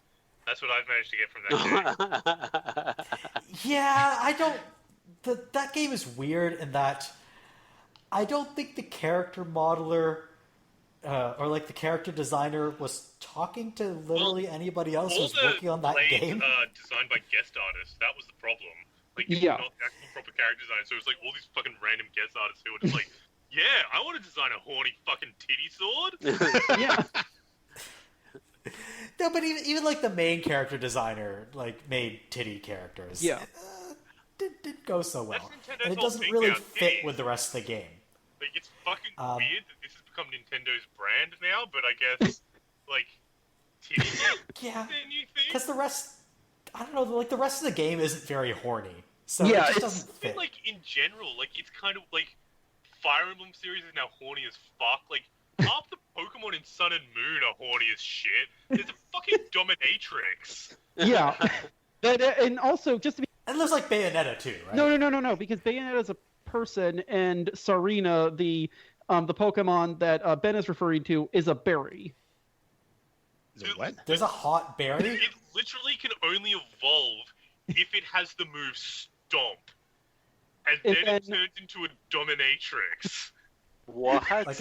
Like a fruit dominatrix? Yeah. Like a flower Dominatrix. We'll With, like, thigh-high fuck me boots and shit. we'll put a picture in the comments. There is a Pokemon in the new game who can only evolve if it's a female, turns into a sexy lizard that's description says it has male harems. Huh. That's Alright, where Pokemon is at the moment. Okay. And I mean- with that, Yeah, they're clearly moving the Zoro wants series to forward. fuck Yeah. Greninja. I can't So- wait for that version of Detective Pikachu. Yeah. Yeah. I'm surprised nobody commented on how... There's a lot of Greninjas in the movie. Nobody seemed to want to fuck them, which is weird. Well, they have that weird spike dick, don't they? No, well, it's more like a spike. It's like a reverse asshole. What? Are they part duck? Huh. Should I Google that?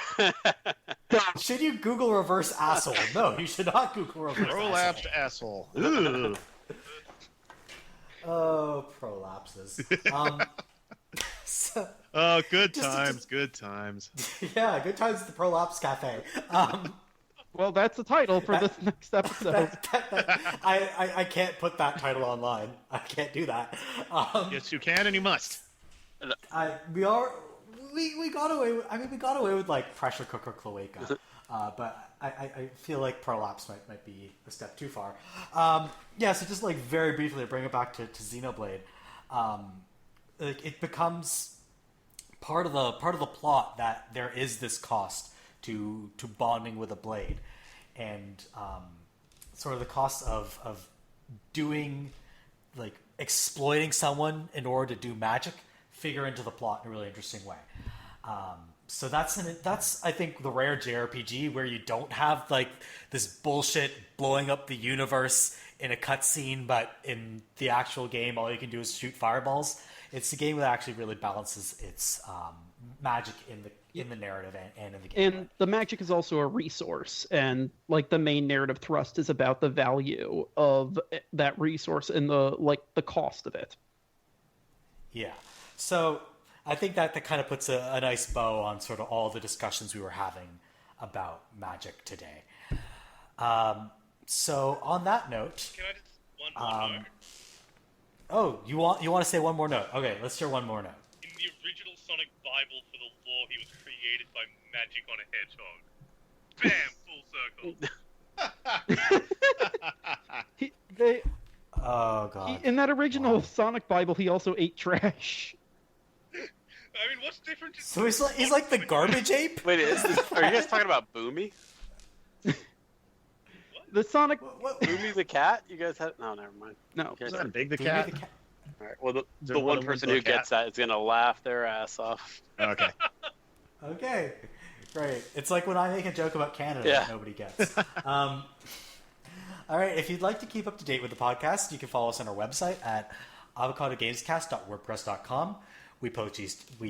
I can speak words. We post each episode along with a link dump where we have links to the stuff we discussed, including video clips and photos of horrifying dominatrix Pokemon. I can speak words. You can also subscribe to us on iTunes or Google Play Music. Just search for Avocado Gamescast. And make sure you check out the community that spawned this podcast at The Avocado. It's the-avocado.org.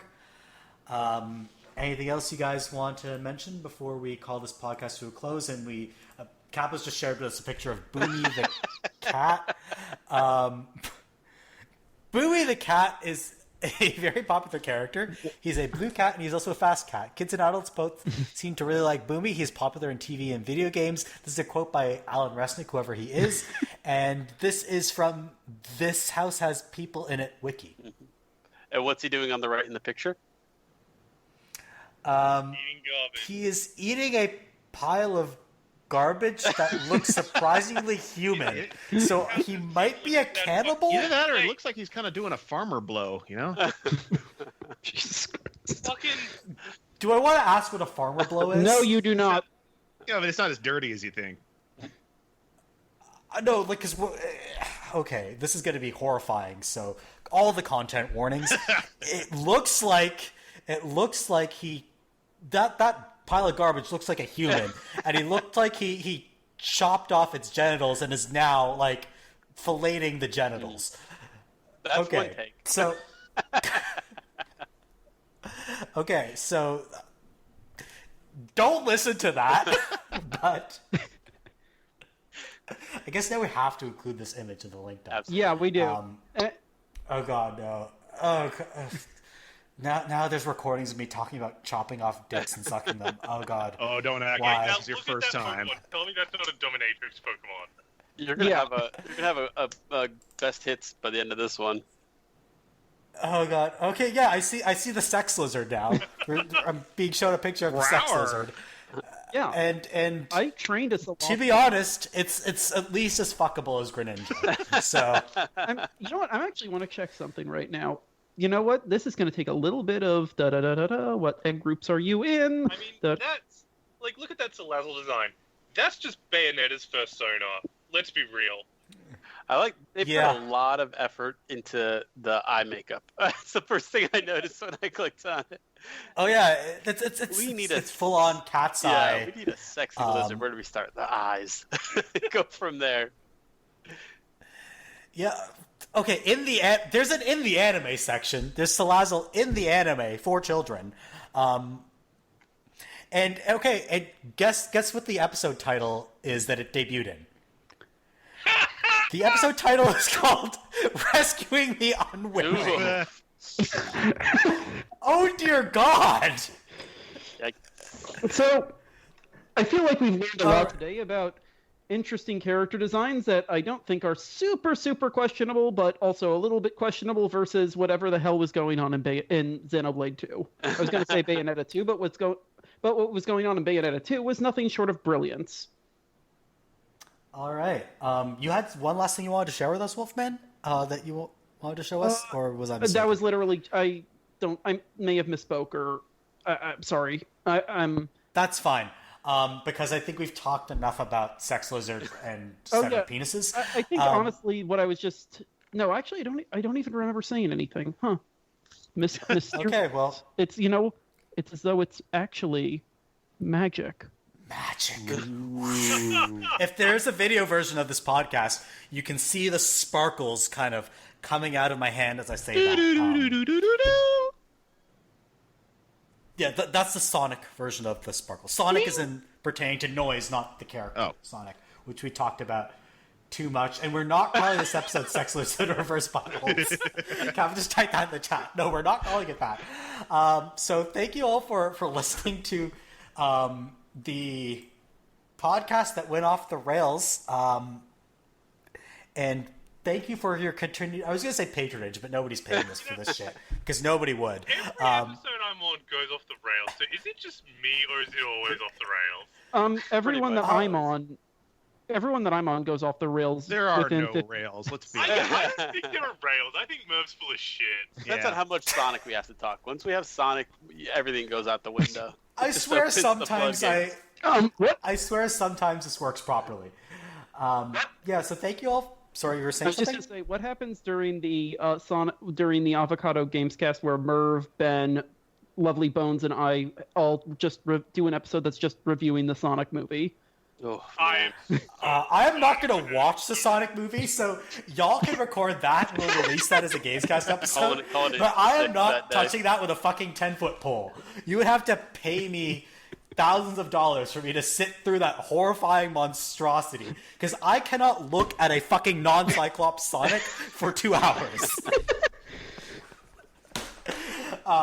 That's the episode title there, non-Cyclops Sonic. All right, so actually closing this, thank you all for listening, and we will see you next time for more Sex Lizard goodness. Good night. Bye, everybody. Good, guys. Bye. Thank you for tolerating all of that from me.